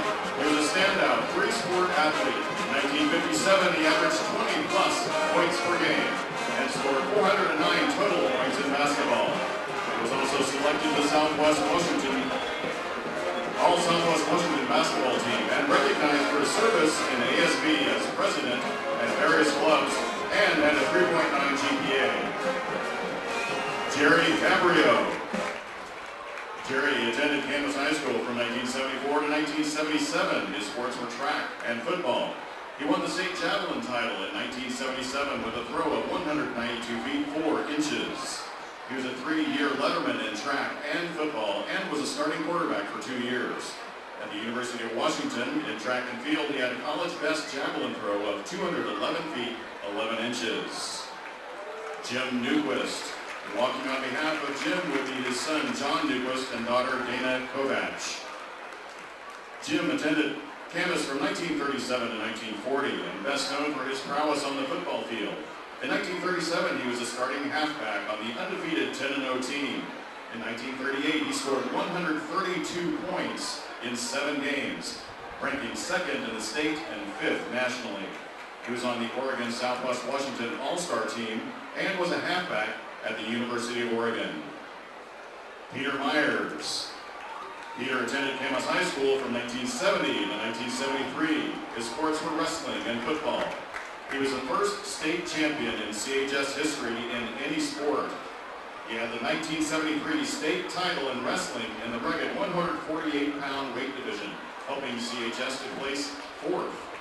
In semifinals, Myers upset a heavily favored unbeaten opponent 4-3 before securing the title with a 3-1 victory. Jonathan Carlson. Jonathan attended Camas from 1999 to 2002. His sports were football and soccer. He was a 2-sport exceptional athlete and holds the soccer career assist record with 58. 4 league titles in soccer. And his senior year, he was named the GSHL Player of the Year in football and soccer. He attended Whitworth with an outstanding soccer career. Carrie Ryder. Carrie attended Camas from 93 to 1996. She was a top female athlete in volleyball, basketball, and softball, receiving numerous all-league awards, honors, and awards. She attended Mississippi State for 4 years, where she was a captain and starting shortstop. She played 4 years of professional softball, coached as an assistant at Harvard and the University of Missouri. Kenny Dunn.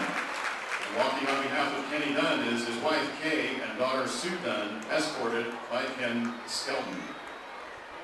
Kenny was a 3-year letterman in football, basketball, and baseball.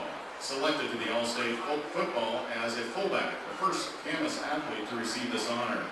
In 1948, he played on the first basketball team in CHS history to make it to the state tournament in Seattle. He was also starting fullback at the University of Washington. Lloyd Stoller. Lloyd attended Camas High School from 1983 to 86. His sports were football, basketball, and track. He was a football captain and all-league kicker. He was the first CHS track athlete to compete at state in 4 events, and he holds the CHS high jump record of 6 feet 9 3/4 inches. He has 4 track letters at Washington State University and qualified every year for the Pac-10 championship in the high jump. He was also the captain of the 1991 Pac-10 champions. Dale Croswell.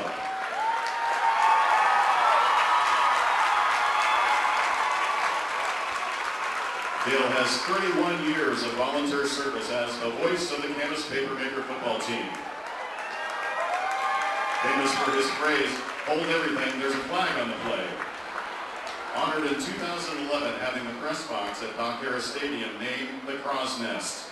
And he coached 3 teams to Knowledge Bowl state titles at CHS. Coach Walter Erickson. And walking on his behalf is his son, Gerald Erickson. Coach Erickson was a teacher and coach at CHS, head football coach of the unbeaten 1937 football team. A career record of 40 wins, 16 losses, and 2 ties, and a 4-time All-Northwest Conference halfback. 1932 Associated Press All-American, and member of the Willamette University Hall of Fame. The 1948 basketball team. And in attendance are members Lauren Rainey, captain, Kenny Dunn, Winford Fletcher, Daryl Gilmer, Deloy Little, Ben Skelton, and John Schemas. Other members who are not in attendance include Ralph Anderson, Kenny Lothar, Kenny Meyer. Oh, I'm sorry, and in walking in Kenny Meyer's place is Bud and Dean Meyer. Also Bob O'Hara, Dick Sawyer, Dick Schimmel, Coach Clay Fox, and manager Bobby Smith.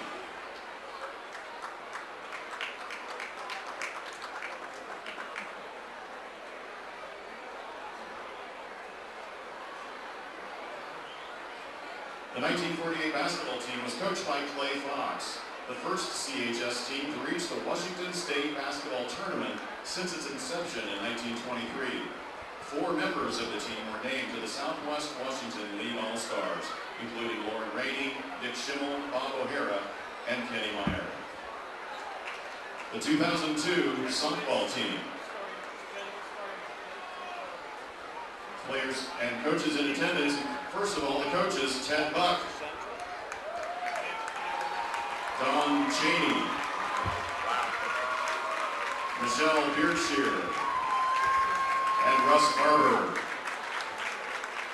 Members of the team in attendance include Jesse Buck Dietrich, Becky Cervantes, Mandy Cervantes, Ashley Barber Walters, Brenna Doherty, Lisa Langmaid Birch, Stacy Matson Burnham, Jessica Williams, and Rachel Williams, and manager Joe Stevenson.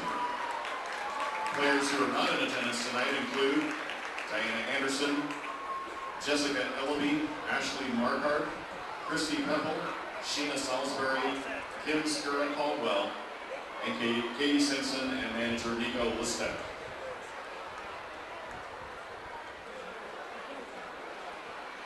The 2002 softball team was the first full team in CHS history to win a state championship with a 23-3 record. They beat 2 undefeated teams at state, including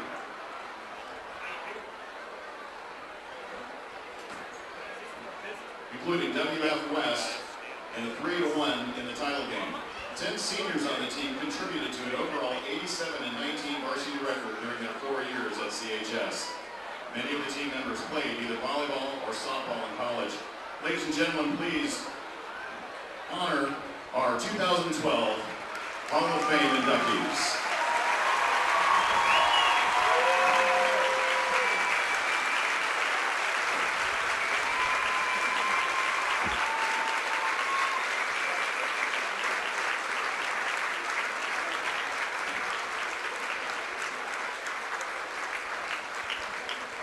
So the actual induction ceremony is tomorrow night in the gymnasium. Tickets are still available. Congratulations to the 2012 Hall of Fame inductees.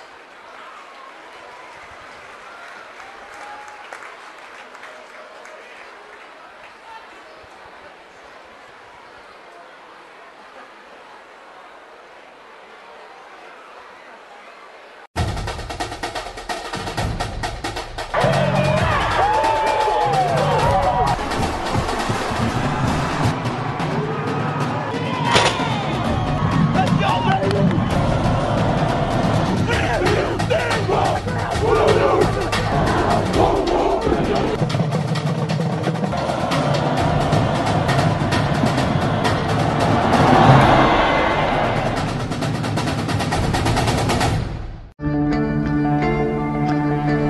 one match away from immortality. This is a total team effort. We're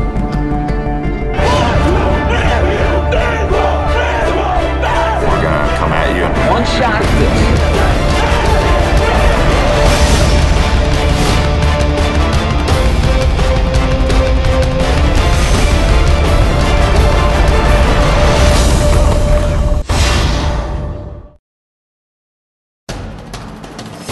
We can get a player up here. Oh, that's good stuff. All right, perfect. Prepare a Wiley Ballard graphic. Do you want me to start the stream? Start the stream. Camera 3. Beautiful. We're coming in on 1.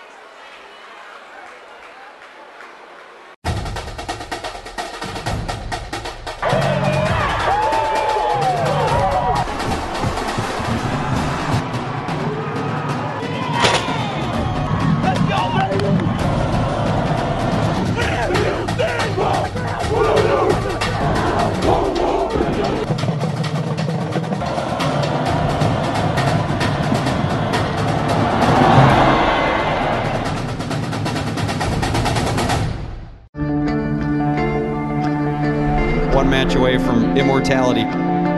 This is a total team effort.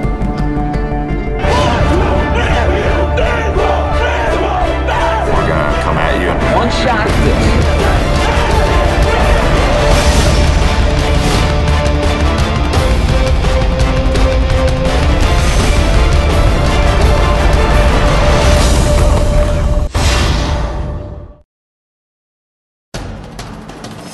We can get a player up here. Oh, that's good stuff. All right, perfect. Prepare a Wiley Ballard graphic. Do you want me to start the stream?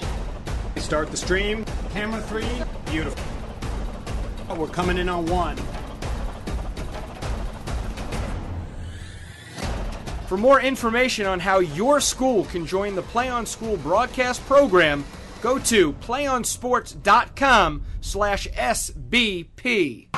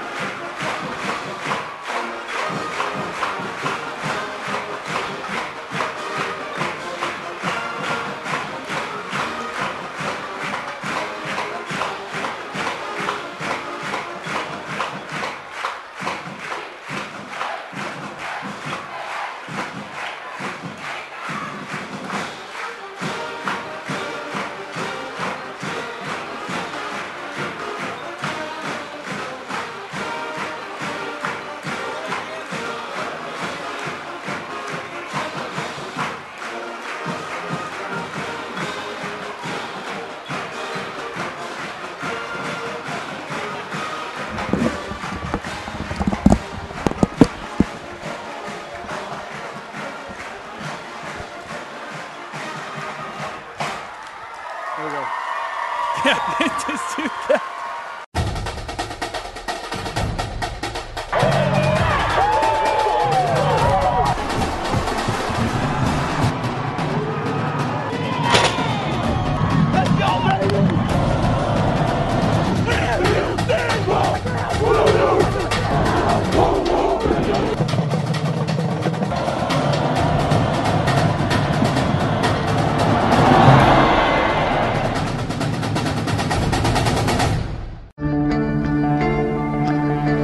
One match away from immortality. This is a total team effort.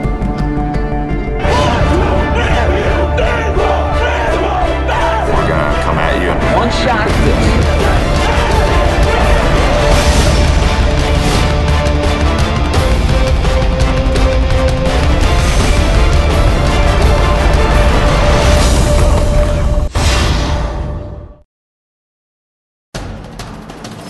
We can get a player up here. Oh, that's good.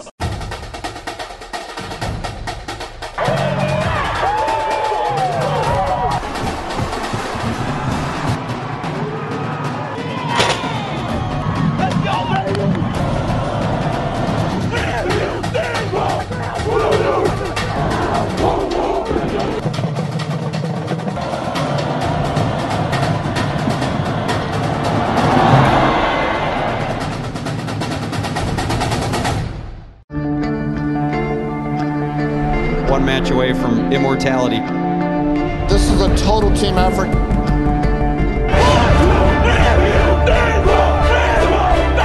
gonna come at you. One shot. And back at Doc Harris Stadium in Camas, getting ready to start the third quarter with the homestanding Papermakers of Camas High School leading the Skyview Storm by a score of 21-17. We welcome you to Friday Night Football on PlayOnSports.com. You'll get a chance to see both these teams in action again later this year. We'll talk a little bit more about that in the second half. But, Jordan, let's get your impressions of the first half so far in a very up-and-down ball game, well played, but a tremendous potential for our second half as well. Yeah, I think it was extremely exciting. I think it shows off the talent on both teams. Nathan Beasley just went off, skirting around. Forrest Russell had a very good half, kind of a breakout performance for the season, a couple touchdowns. And then, John Norcross, the player of the year, defensively got in the end zone a couple times too. So I think both teams are extremely talented, and if it's anything like the first half's anything like the second, we're going to have a very good ball game on our hands here. Do you anticipate schools going to the passing game a little bit more in the second half, or will they try to still think ground first? I think, obviously the ground opens up the passing attack a little bit, but with what they have, I see both of these guys going up top a little more in the second half, definitely. Skyview won the toss and deferred to the second half, so they will get the ball. The wind much more of an influence so far here and will be in the second half than it was in the first. Again, these are the top two scoring Class 4A teams in the state. Defensively, they're not too bad either, 5th and 7th on defensive units in the state. The defenses are going to come out a little bit on the short end when all is said and done because we anticipate each team continuing to be successful offensively in the second half of play. Yeah, Go ahead.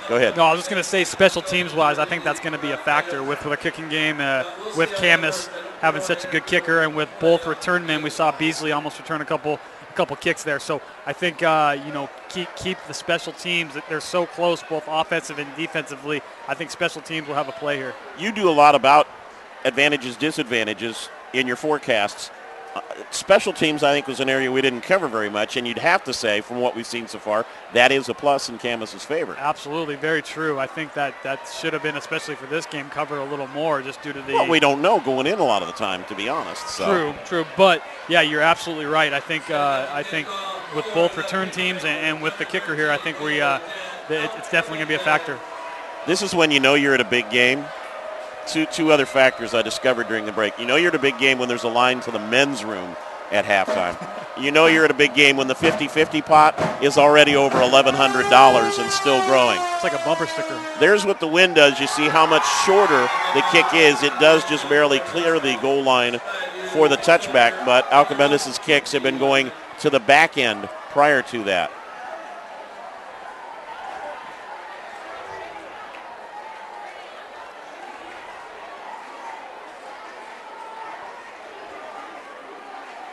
So Skyview will once again, familiar spot, start with the ball at the 20-yard line. And Jordan Burney will bring him out there. Marshall in the backfield here on first down.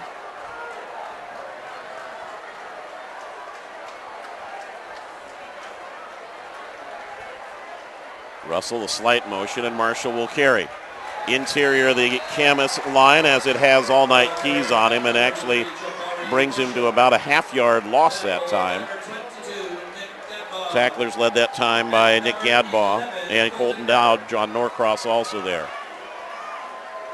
Both these teams so quick. It's just a matter of time before you see another big play. Yeah, in a matter of time of which team's going to open it up when. We saw Skyview take one shot late in the first half, had the open receiver, but Burney threw it a little flat, couldn't get there. They'll fake the fly sweep. Quick toss again, just trying to get Russell some running room. Breaks out of an arm tackle, but he's going to be forced out of bounds for no gain.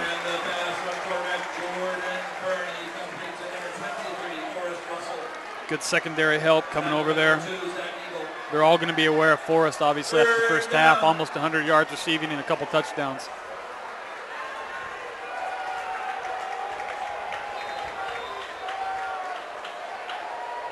First two plays going nowhere for the Storm. And again, at their own 20, how big a gamble do they take here? Camas adjusting to that rollout, and Burney will have to just kind of throw it away. Had it toward a receiver, but left it incomplete. Jordan, in the first half, those rollouts bought him a lot of time. There was nobody there. Camas, as we see, already making one adjustment, sending Michael DeGenova on an outside route to contain that rollout. Yeah, to see how quick DeGenova was getting to Burney just, adds a whole different dimension to that Camas defense. I mean, that typically right there, Jordan's going to have time to get the ball off, and it's not going to happen right now.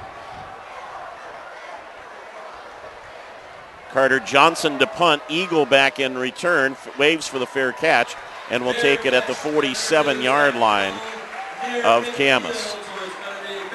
So again, this strong kickoff, the advantage in the kicking game, and Camas with short field has that tendency to open it up a little bit. We'll see what they do here now that they're on the plus side of the scoreboard.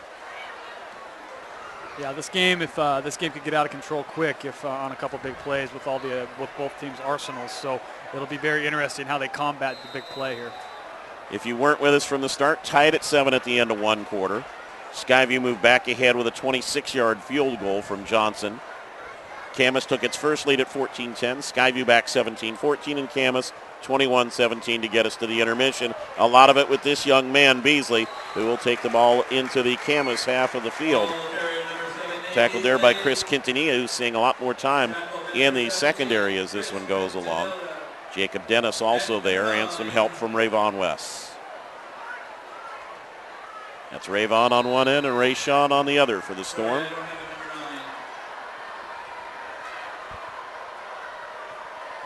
Motion from Eagle, who's been fairly quiet in the ball game so far tonight. They'll run it up the middle, breaking free Beasley. Down inside the 30-yard line before he's brought down. And again on the tackle is Chris Quintanilla. Jordan, what is making that play so successful for the Papermakers? Well, for one, Beasley's hitting that hole super quick. I mean, he's getting in there and he's taking that lane. But I think, just their ability to pull right there and Beasley to hit that corner or get in that hole, he's just so fast, you really can't stop him. There's when you know you're a team leader. You're the quarterback and you tie the running back's shoe for him. A nice job by Hennessy, but he knows where his bread and butter is. First two-back set we see, and now Eagle will break that. Reed again, they'll give it to Beasley. Breaks out of an ankle tackle and falls forward to take it to the 25-yard line. I'm not sure that anyone who has been a first tackler tonight for Skyview has wrapped up Beasley. I don't think we've had a tackle for loss. But even the first kid who hits him never brings him down. They don't get a good angle. He breaks out of a tackle and cuts again. Really impressive job tonight running the ball. Hennessy, plenty of time, forced away and has the corner.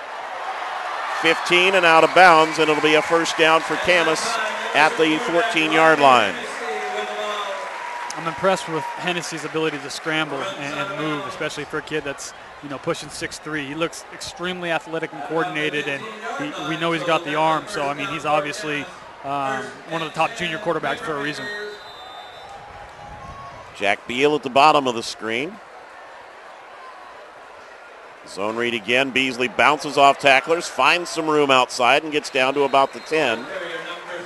Better job by the Skyview interior line, but he's able to read that again and kick outside. Gage Stump on the stop with Tristan Megara.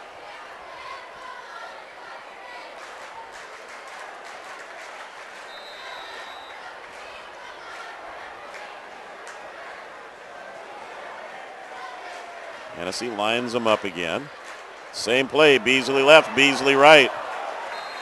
They're going to keep running it until somebody stops him. He's close to a first down.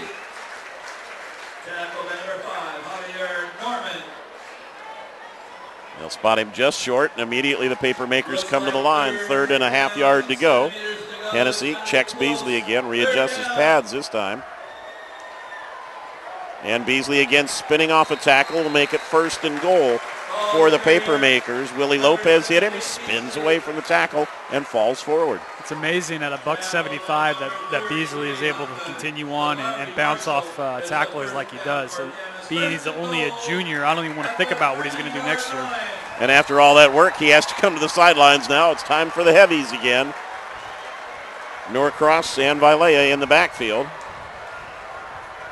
You know, Vilea's just chomping at the bit to get a shot at this. They'll give it instead to Eagle on the fly sweep. And they turn the corner. He dives pylon, and he's in for the score.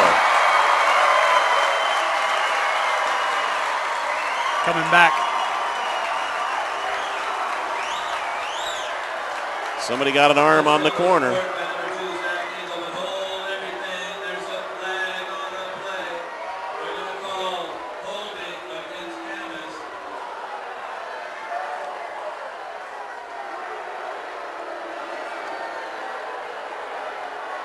Back we'll march to the 14-yard line. But it'll still be 1st and goal for the Papermakers there.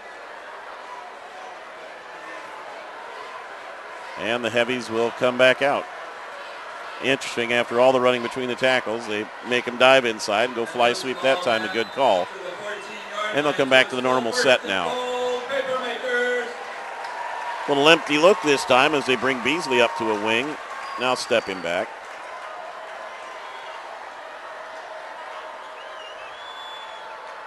Eagle, the motion man. And they'll look to throw it. Hennessy underneath middle. That'll be caught down at about the 2-3 yard line.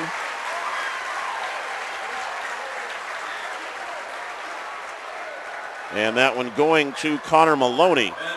Tackled there by Jacob Dennis.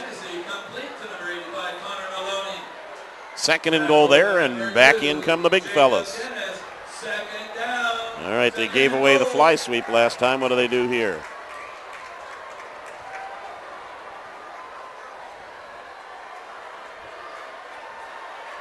Norcross through the scrum.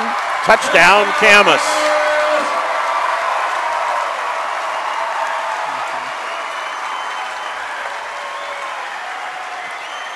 Beasley is just, you know, he's that humble kid that'll take the ball down the field, get all the yards, and then let the big boys take it in. So, you know, I think they got a really good thing going here between all the backs. Norcross with his 3rd touchdown of the night, his 6th of the season. Coming into tonight, he'd only carried the ball 6 times, so little new look wrinkle here for the Papermakers. And the extra point coming. Camas enjoys its largest lead of the night as they again take advantage of short field, drive it right down the field. 7:48 to play, 3rd quarter, and Camas up by 11 at 28-17. It's early, but Skyview's got to do something offensively this possession. Absolutely. They got to show that they're going to be able to drive the ball down the field and do what Camas just did to them, because you know when they were in the locker room, they talked about, you know, making a statement coming out here right in the beginning of the 3rd quarter. They got the crowd on their side, so you know they're gonna do some things here this first possession of the 2nd half. And it's a little discouraging as an offensive unit knowing the Storm when they realize that they're probably going to start at their 20 again. They're not getting a chance to even try to run the ball back. And somebody with Russell's speed, a little frustrated by that as well. That special teams factor that you and I were talking about is crucial. So, most definitely. Setting up to kick off will be number 13, roll, Dan Alcomenda.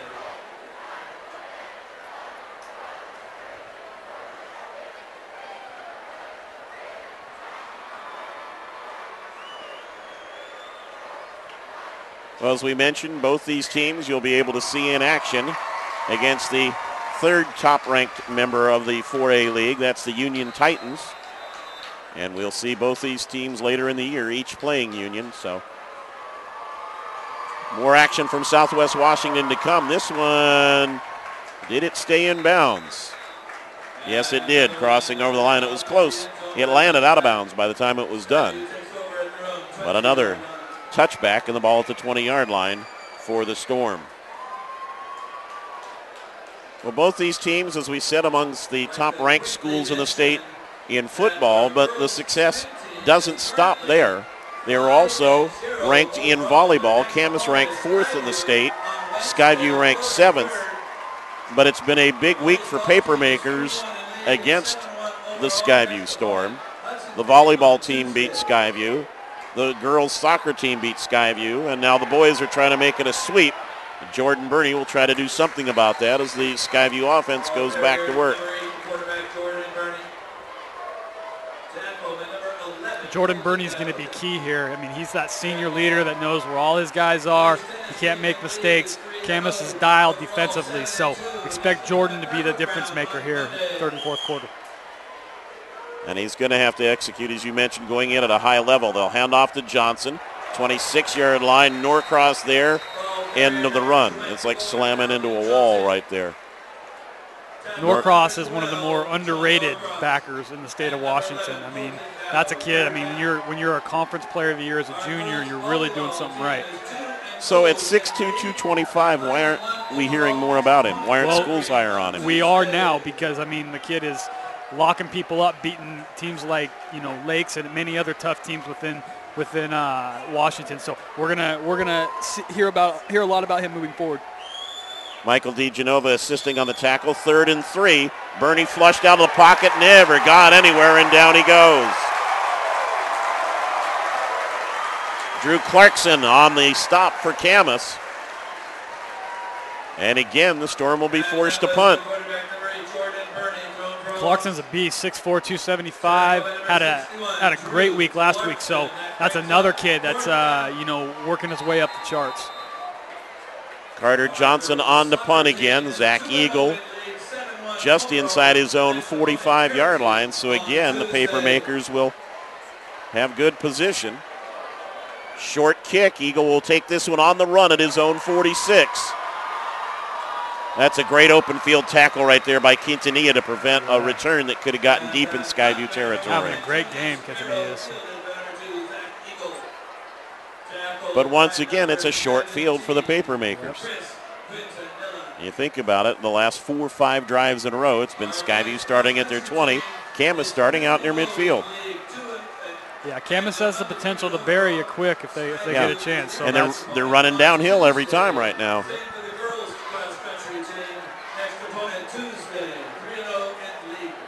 Huber comes out in the backfield this time with Hennessy.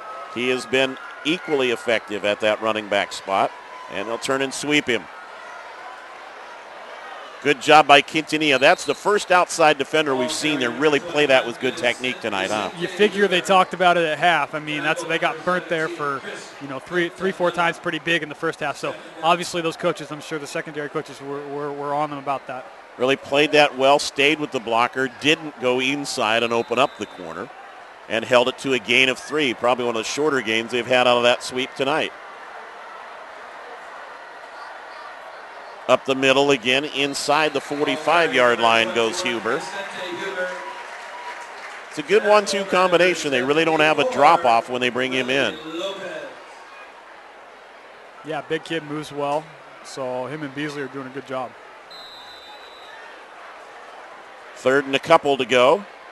And again, right between the tackles, they have had that at their disposal all night whenever they have run into one run there. Rayshawn West on the tackle, but another first down for Camas. That's been a plus play for them all night long. Yeah, they got 4. I mean, they got 4 legit backs, 2 halfbacks, 2 fullbacks that can all get the job done. So Camas is loving that. Well, their line has just been solid, though. They've opened holes between the tackles all night. Yep. Dive it again. Good undercut that time. That's one of the better hits. Marshall coming from the linebacker spot. No one got a helmet on him, and he got to Huber. Yeah, that's Jabari's forte. Jabari did a very good job as a backer last year, has really good genes, and that's someone that we're going to see playing college football as a backer. No gain on that one. And they'll pull it back. Quick toss over the middle, deflection. And in the interception, no. They took it away from one another. Do we have a pick? Yes, we do. The Storm's acting as if they do, and they do rule it an interception. And one of the Skyview players who thought he had a chance at it, pounding the turf in frustration. And again, a deflection turns into the turnover. The Storm will have it at their own 26-yard line.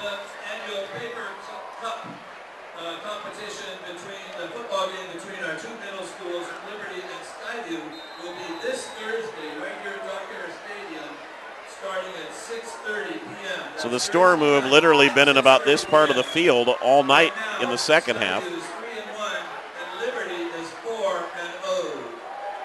And they'll open it up.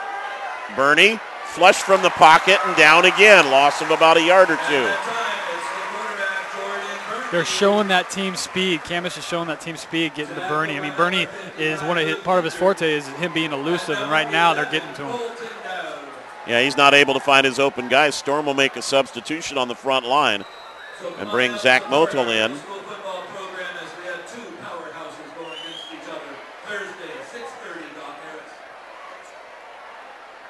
We'll play action again. More time for Bernie. Open man caught by Dennis, and he'll have the first down. First down for the Storm since probably about the midway point of the second quarter, and we have 3.5 to play here in the third quarter as he takes it to the 46. Dennis is lipping off right now, so that's not good. Yeah, you don't want to see that if you're a coach, and he'll come out of the ball game.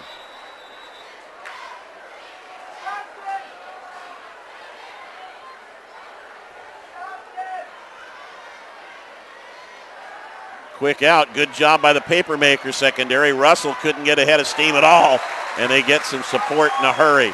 Loss of about 5.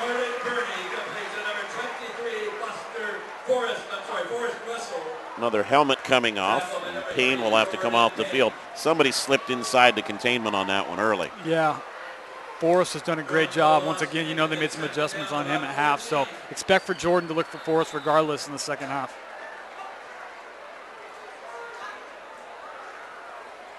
.800 yards and 9 touchdowns Russell had last year during their title run. Marshall with some time. They close quickly on him, though, and he'll be held to a gain of about 4.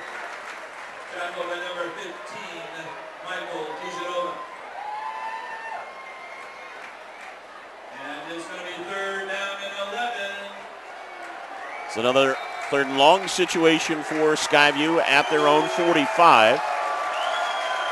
Leading receiver out of the game right now. Marshall, a good block on the corner. Throw incomplete. Russell came up with it and said he had the ball, but the officials ruled it incomplete. Eagle had a good break on that. It could have been a pick six. Yep, he's got a good zip on it. So a little bit better position for the punt unit for the Storm as they're out near midfield, but again, they are going to have to kick the ball away, it appears. I don't think on a 4th and 11 you try to pull one out here. 4th and 5 maybe at this point, but not with that much to go. Yeah, I think you want to get the ball out of your own territory if you can. Nice field of a low snap, but it causes a very short punt as a result. Takes a big hop for Skyview. Tell you what, he's gotten away with some big rolls tonight, and it's been yards after contact on the punt that has kept Carter Johnson alive on some of those kicks. Skyview's going to need a stop here. They got the defense to do it, and I think they're going to really need to shut down that run. Beasley and then Huber, who have been just killing it. Well, it's the first time in the half they've started inside their own 40. Yep. Never mind inside the 20. So at the 12-yard line, it's the first time that there's a little bit more pressure against Camas to keep it close and keep it contained. But again, Beasley comes out in the backfield. Skyview scrambling defensively. Zone read again, Beasley, and they just get him outside and turn. Coming back off the corner where he was out covering one of the wide receivers was Xavier Norman to put in a big lick. It'll be close to first down yardage, going to depend on the spot here. And they'll say it is enough for a first down. It's really a numbers game there, Jordan, where they went with trips, and you've got to take 3 of your secondary out of the box to cover them. Yeah, absolutely. There's J.D. Dennis that just came back in the game, too, actually making that tackle right there.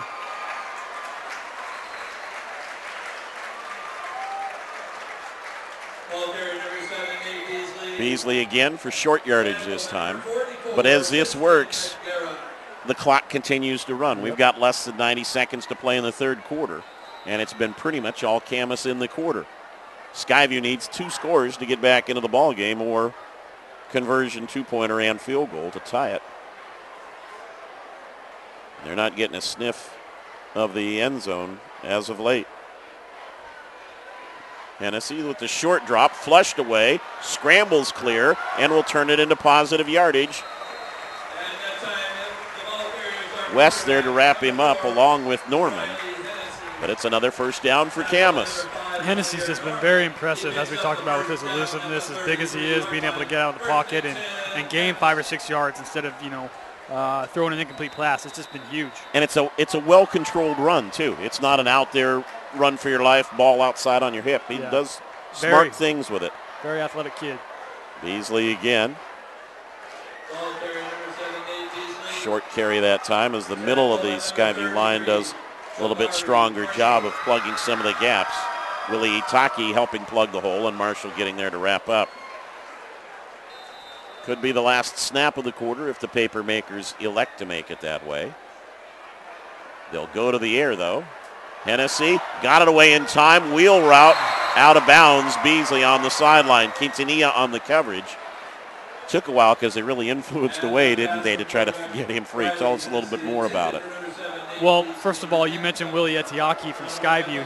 He's a big-time transfer that they had out of Beaverton, Southridge High School in Beaverton. He's only a junior, 6'2", 320. He started as a freshman, so I wanted to mention him because he's been doing a great job for Skyview in the interior there.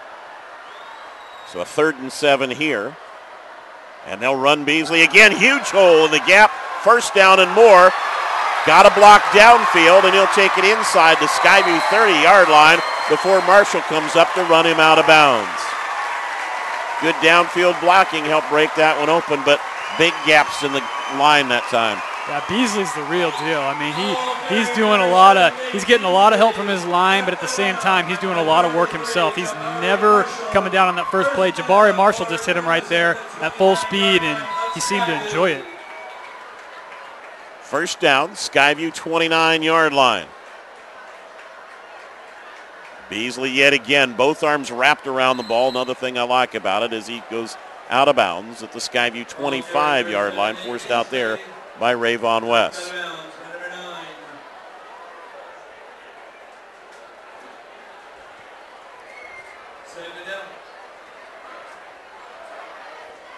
Beasley out, Huber in.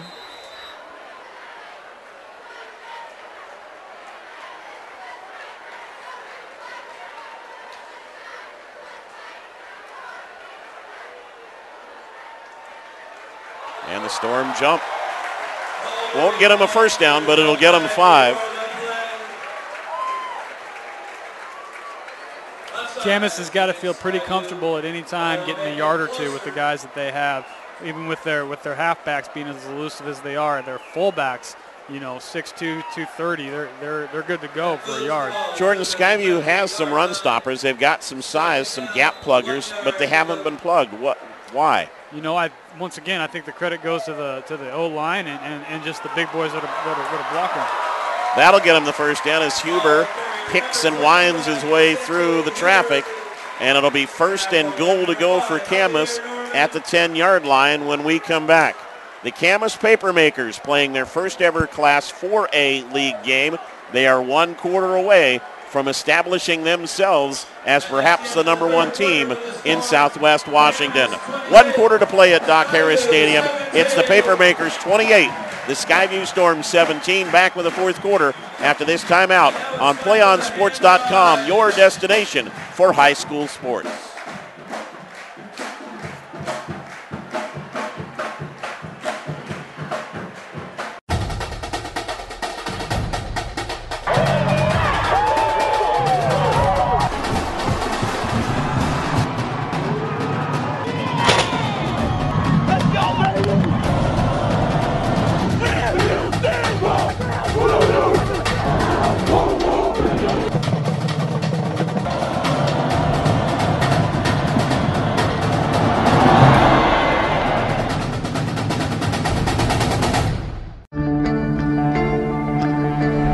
one match away from immortality. This is a total team effort.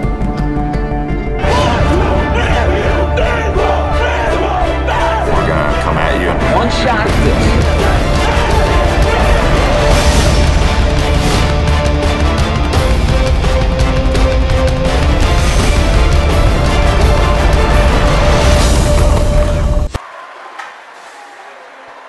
Start of the fourth quarter in Camas. The Papermakers leading at 28-17, and that may be the first tackle for loss we've seen as Rayshawn West and Marshall combine to bring down Beasley.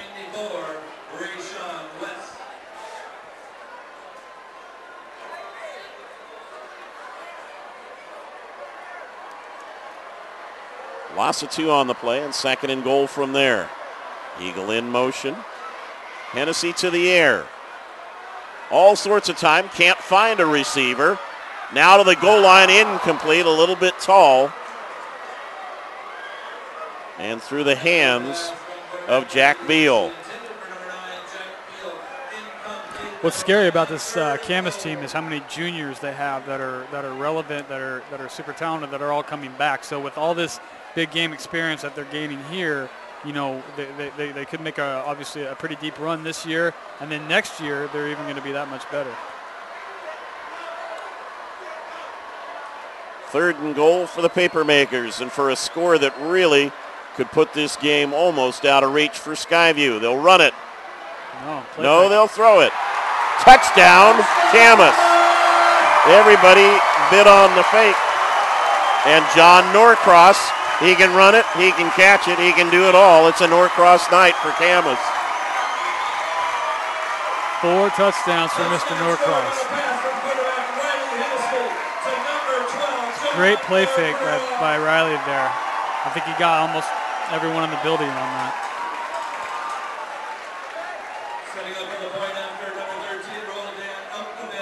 That one's a huge one. 3 running, 1 receiving, as you said, and another extra point. And for Skyview, not only do they have to try to play catch-up, they have not had the ball on the other half of the field in the second half. Yeah, I think it's going to be really tough for Skyview to make up an 18-point deficit, 11 minutes to go in the game here at their stadium. So, I mean, right now they're going to have to pull out, you know, all their bags of tricks. They're going to have to do everything they can do to get some points on the bar really quick. By the way, the band's back from their 3rd quarter break. You know, union rules, the band has to take a break, so.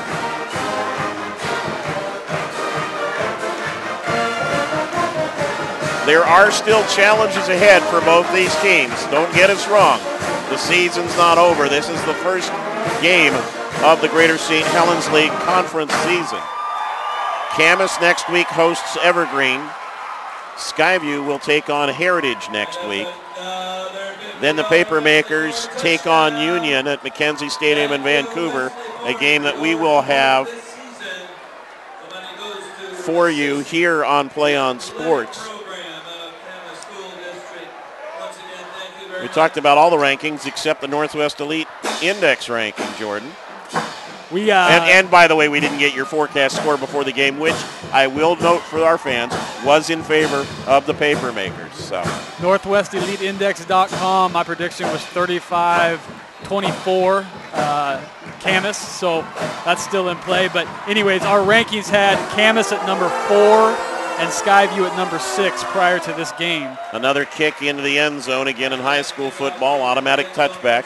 Yeah, you might want to let the Camas defense know that they need to give up a score in order for you to be dead on your prediction. Make a walk down to the field here in a few minutes. Yeah, I'm sure they would appreciate that. Hey, guys, could you just give up 1 score so that and don't score yourselves the rest of the way, and I'll be fine. Yeah, that's how it works, of course. I'm sure they'll oblige. Let's give some credit to the Camas defense as well. Yes, field position has been a part, but they've made some good adjustments and shut down this Skyview offense. Extremely impressive. Flying to the ball, making good tackles. Skyview's offense is legit, so, you know, give credit where credit is due. And they will have to open it up now. Down by 18. Got him. Oh. And hobbling after that, is Russell. He's kind of favoring one ankle a little bit. Appears to be all right as he walks back. they've had opportunities. Yeah, down in the corner here, late second corner, missed him by an inch, and those are the games like this. Those are the plays that they got to have if they want to, win a big game like this. Well, and those plays turn the tide emotionally a little bit as well. All of a sudden, instead of trailing, you get the upper hand in both those departments, points and emotion. Camas with a three-man front now. And Bernie finds an open man. Good tuck underneath that time. And a nice spin to get a little additional yardage for Josh Wilkerson. His first catch of the night. Only his fifth of the season. And the Storm will again get to the line of scrimmage. They've got a long way to go and at least 3 scores to get there.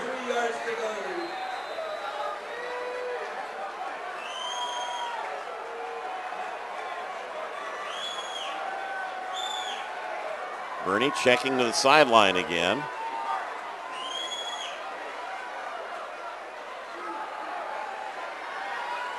Deep middle, incomplete. Wide receiver was asking for a flag, Antonio Sparrow, but that was very well defended. This Camas team is very impressive, not just tonight, but I think on a statewide level, they have a legit shot at making a run come playoff time. So I think they should feel very, very good about where they are right now. I think that was a tough ball for Bernie to kind of slide into that slot. It was not a real open window there. Yeah, that was tough. And the Storm again forced to punt. I think they might have 1 first down in this second half. I think everything else has been 3 and outs. And they don't get the top spin roll this time. It goes out of bounds at the Camas 48-yard line. And again, the Papermakers on all but 1 possession tonight have started in the second half outside their own 40-yard line.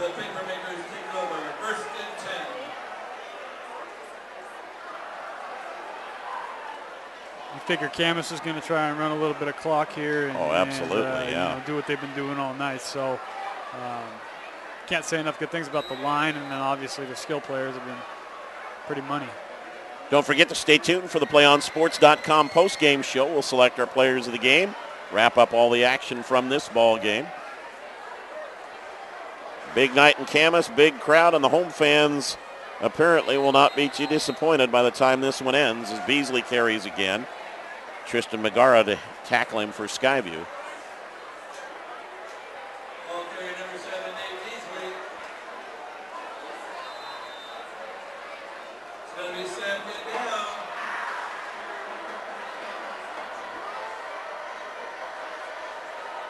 A steady diet of Beasley, follows the line, just waits for another seam.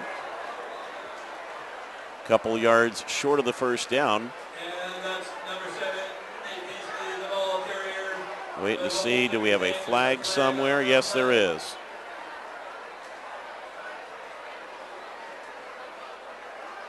Contact to the helmet against Camas. I think it's fair to say, Jordan, there aren't a whole lot of surprises in the game tonight, save for perhaps the fact that Skyview is not getting more points on the board and has not scored in the second half. Yeah, they've been taken out by Camas making some adjustments and locking down Forrest for one, who had a couple touchdowns in that first half. But they've gotten to Bernie. I mean, Bernie got away from a lot of things in that first half, and in the second half we've seen him. Pretty much he's got sacked a few times, and he's been made to hurry almost every time he's dropped back. So Camas has done a really good job of bringing the pressure.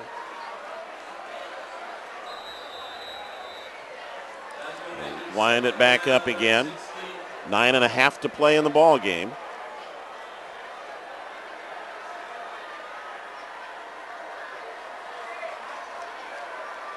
Hennessy dodging one tackler nicely. Has room on the corner if he wants it, instead steps inside and takes it up to about the 44-yard line. Again, he's got, what you call escapability. Officials calling a timeout of their own momentarily. Yeah, I really like Riley Hennessy. He can play. He's a kid we're going to see a lot of this offseason, hopefully, and do his thing against the other top kids in the Northwest. 3rd and 15 here, and I think John Eagle would be perfectly content with running the ball again.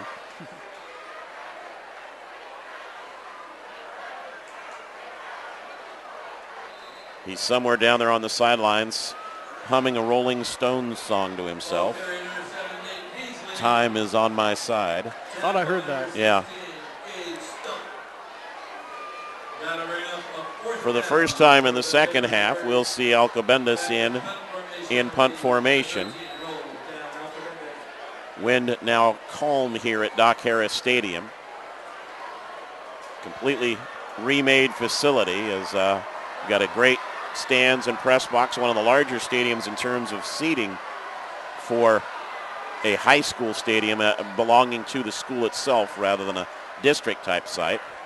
Alcobendas didn't even take really a step and gets up a beautiful high punt. Russell will take the fair catch. And the Storm are once again at around their own 20-yard line. Same old song.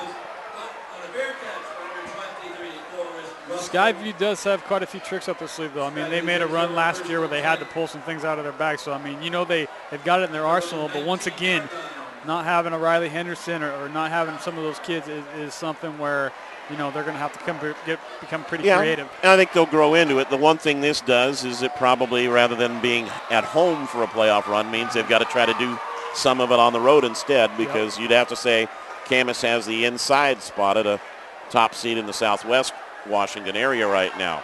Bernie with a quick out for Chris Quintanilla.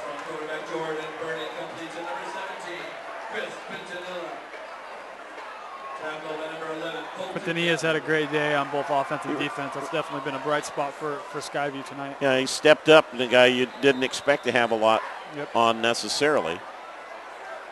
In fact, coming in, he had only one catch for the year for no yards. So he's helped steady things. They just haven't gotten it from some of the other areas they needed tonight. Bernie right through two defenders, and they're going to rule it a catch for Forrest Russell. I thought he might have lost control when he went to the ground. He threaded that one nicely right between Dowd and Norcross. Yeah, got the first down, did what he needed to do. Now they just need to repossession ball game, so they're going to need to hurry. Yeah. They're almost to the midway point of the fourth quarter already. Still have not been in Camas territory in the second half. Bernie under pressure, just throws short. Nice cutback and a big shoulder pop there, and now a late flag comes, I think, for the celebrating after the hit by Jordan Payne. Wow. Well, nope, they're going to say it was helmet contact. All right. I don't know if there was anything intentional about that, but it was a good lick. Well, John Eagle not happy with it. One of the assistants trying to pull him back. He says, get out of here. I'm just going to say my piece here before we're done. I don't really blame Coach for going out there right there. That's a nice stick. Kid's excited. This is a really big game. So ball spotted at the Camas 48, and via penalty, the Storm in its opponent's territory.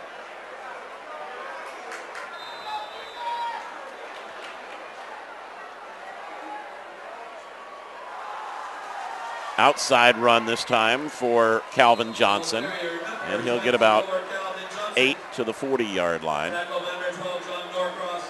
Norcross first man to hit him as the Storm continue to shuttle in skill personnel. Marshall back in the backfield. Quintanilla back in at one of the wide receiver positions. Dennis not out on the field right now, the leading receiver for the Storm. Bernie finds a hole, gets the first down at the Camas 35-yard line. Michael DiGenova, the first man to get to him. Well, I don't see Forrest Russell or Dennis, who are the top two. Remember, Russell was hobbling after that one long one. We haven't seen him since. Those are two big injuries. Yeah. Both those kids are there. You see Forrest kind of jogging up and down the sideline there, trying to get it kinks out. The short pass there completed to Wilkerson.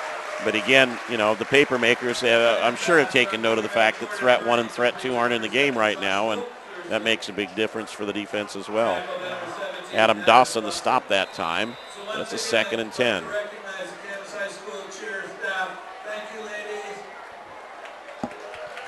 Bernie a check over again at the sideline. We've got to play a little quicker tempo now. Bouncing around in the pocket, gets away from one. Chase from behind, has the corner. Nice run by Bernie, first down and more. Flag thrown late into the pile at the Camas 19-yard line.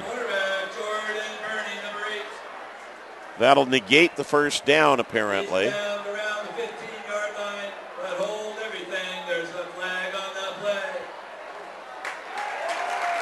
play. Bernie really, I think, for the first time tonight, we haven't seen him on long runs, but he, like Hennessy, can turn those little flushes out of the pocket into pluses. Jordan's an athlete right there. If anything shows what type of athlete Jordan is, that play does. I mean, he took off, he made 3 or 4 adjustments and gained 25 yards on that play, so that's unfortunate.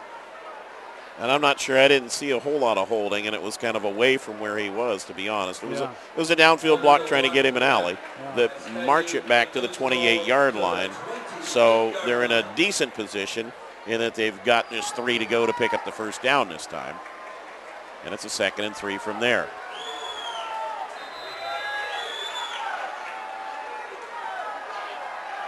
Again, bouncing the pocket, cannot find an open receiver. Now goes deep and underthrows it, and it's going to be intercepted by Camas.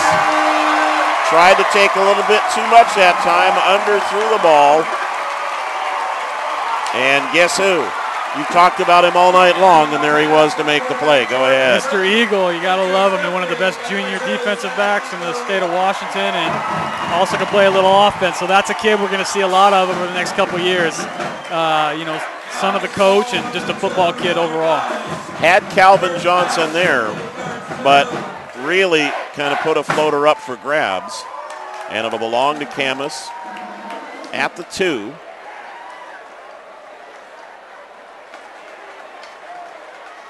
Really like Zach Eagle. He's going to be a big-time player here. As I said, too, what he lacks in size on the football field, he makes up in other ways, and he just showed it right there. Direct snap to Norcross as they go to the power alignment just to try to punch the ball out a little bit. Ball carrier number 12, John Norcross.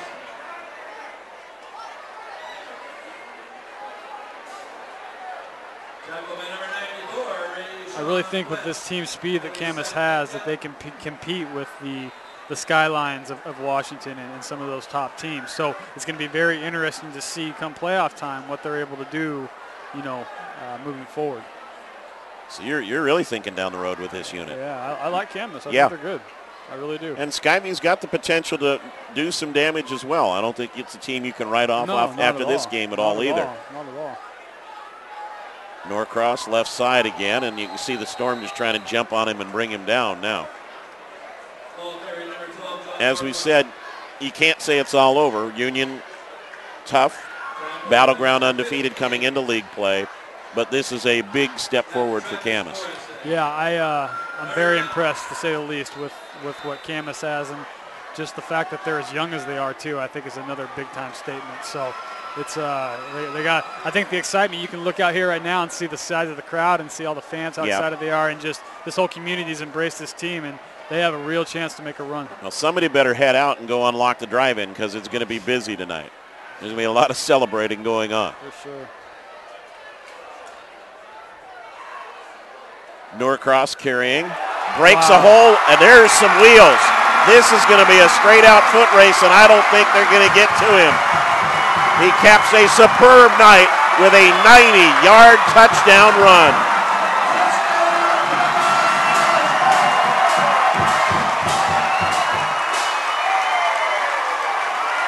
I think Beasley may have company in the sprints. I don't know how we're going to pick a player of the game. Well, actually, now I do, with 5 touchdowns. Yeah, that one kind of nailed it down a little bit. We'll say the rest were out of formation maybe, but that one was pure athletic effort. Why in the world don't they throw him something over the middle and let him take off, huh, with that? Wow. He was Defensive Player of the Year, but he has 5 touchdowns on offense, so he's got go figure. Speed. I mean, once he broke the line, everybody's in tight, but still, they had plenty of turf to try to chase him down, and they fell further and further behind. Not closer.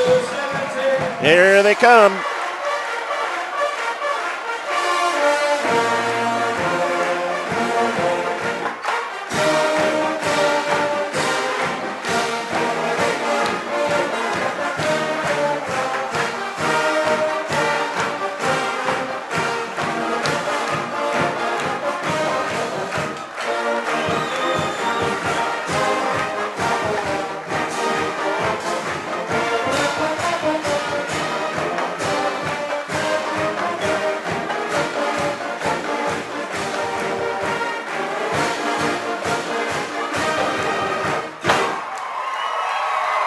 Well, the caissons may be rolling along, but the Camas Papermakers have strapped a jetpack to a couple of them. And they have a 42-17 lead. That's 21-0 shutout for Camas in the second half. I think Camas has a legit spot, especially in our poll, to be the number 2 team in the state going into next week, with Meade losing to Gonzaga Prep last night. So big-time celebration tonight for this win, but also they could be the number 2 team in the state at the 4A level in Washington coming into next week. That's a big win for the Bullpups as well over in Spokane. Meade undefeated going into that one, and that Prep team has not made a lot of noise in the state level for quite a while. Big win, 33-27. They got that last night over a ridiculously talented Meade team with D1 athletes all over the field. So a lot of big games this week, a lot of fun.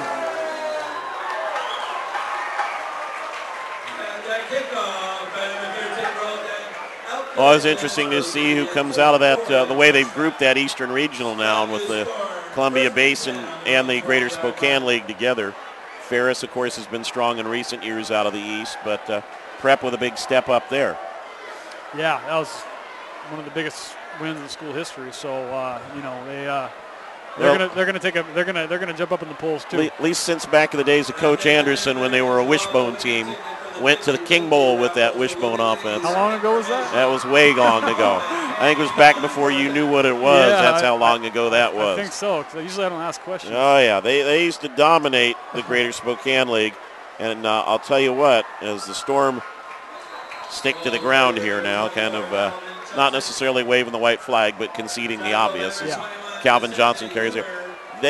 Gonzaga Prep, had the best passing attack out of a wishbone alignment that I've ever seen. Knew how to call it, knew how to get the guy one-on-one, and they were a very strong team back then. That's all I'm going to say.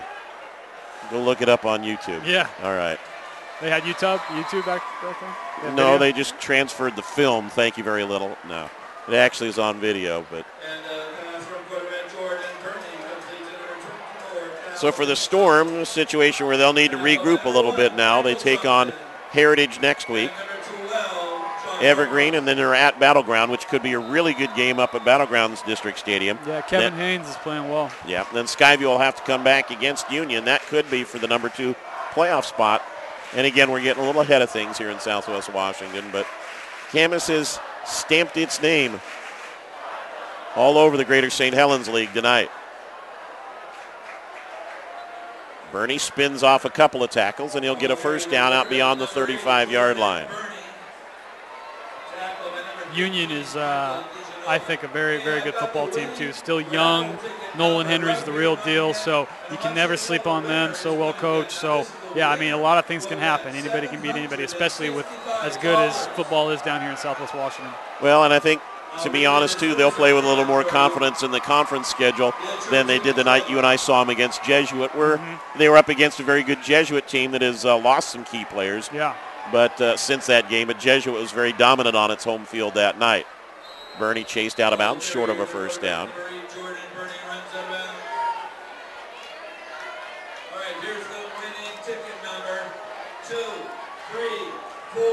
I'm not sure they'll go out of the stadium for a while here. They may just stick around and celebrate on the field for a bit. Yeah. I think they said 6,000 or more.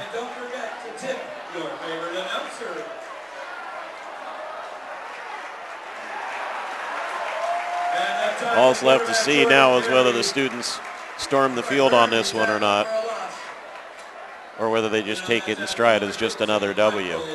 Yeah, they're going to storm it. Well, they're not seeming too antsy yet with 2 minutes to go. Thank you, ladies and gentlemen, by the way, for your support in that raffle. Again, it supports the drug and alcohol-free Red Night Party for the class of 2013. Third down situation for the Storm here, and they'll keep it on the ground with Marshall. Nice job to high step his way out through the line and pick up another first down for Skyview. Jabari running hard till the final whistle. Really, really good kid. Did a lot of our training, did a lot of our stuff, and speak very highly of him. And you're saying D1 linebacker? D1 AA. He's One, okay. right around right there. around there. Something in there. So are we allowed to say 1 AA anymore? FCS, FBS. Yeah, I say it. Yeah, you and me both. Yeah, I'll stay with that. It's the easier designation. Nice job to break a couple tackles here. First down and more, for Daniel Thompson at the Camas 35-yard line. That's a kid they're going to have to get in the mix later in the year. He's a very, very good athlete, and with Forrest and JD, that could be your other guy right there. Thompson averages about 12 a catch. You saw why with a nice twist and a good hop there. Some good athletic ability. Well, the cars are starting to pull out of the parking lot at Doc Harris. Pressure on Bernie, gets it away quickly. Marshall got a block downfield. Flag thrown, and it's coming back. It was a block in the back. And so they'll bring this one back outside the 30-yard line with a little more than a minute to go. Don't forget, stay tuned. We'll have our PlayOnSports.com postgame show for you.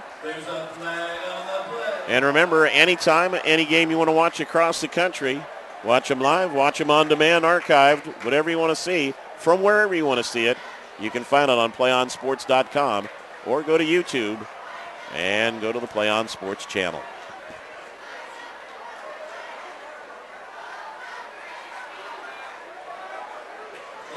They'll call it a hold. It actually was a block in the back. And it takes it all the way back out to the 43-yard line.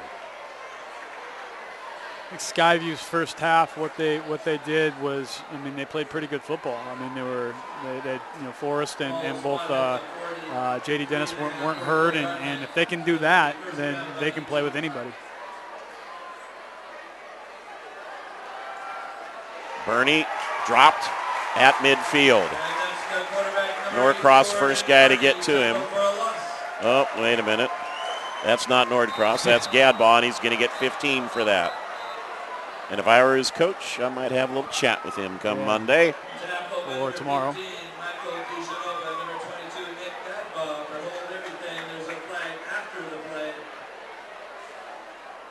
And you can't blame a kid. Well, you can, but they're excited, number one.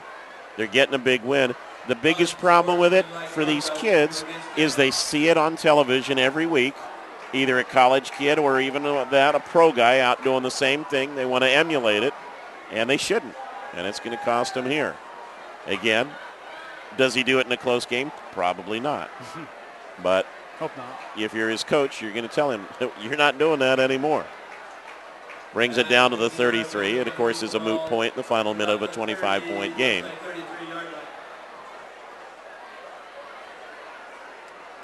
But kids are going to have to figure it out. But, one of these days, something like that's going to cost you. It's cost some college games this year with some unsportsmanlikes that have cost potential scores and potential game-winning scores. Marshall pushed back by the scrum.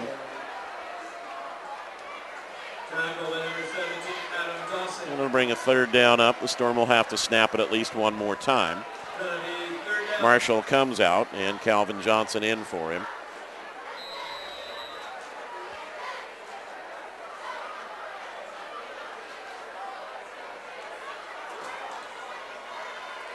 Skyview's still one of the better teams in the state of Washington, so I think they're going to be fine moving forward. They're a top 10 team. Yeah.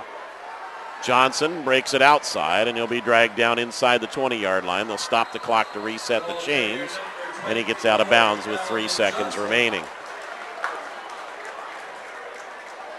Tackled out of bounds after he picks up a first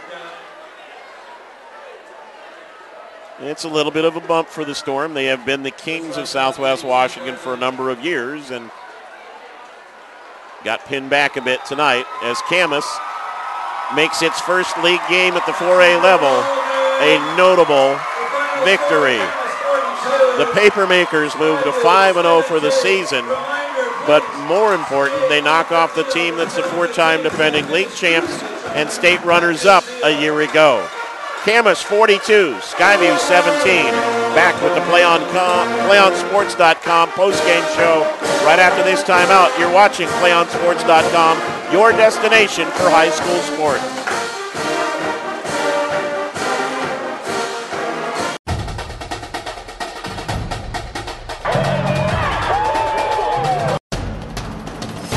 We can get a player up here. Oh, that's good stuff. All right, perfect.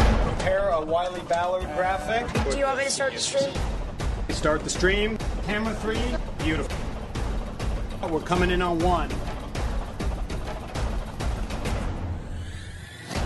For more information on how your school can join the PlayOn School broadcast program, go to playonsports.com/SBP.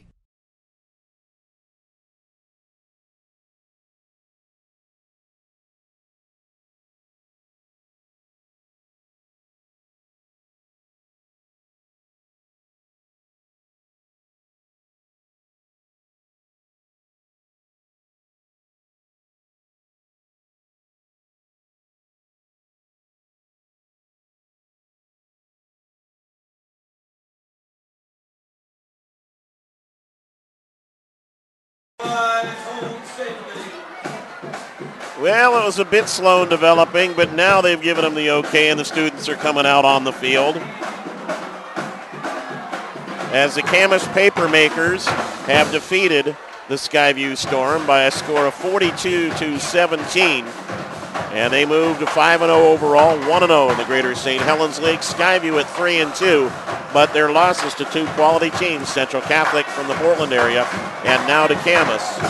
Time for our players of the game is selected by Mr. Johnson.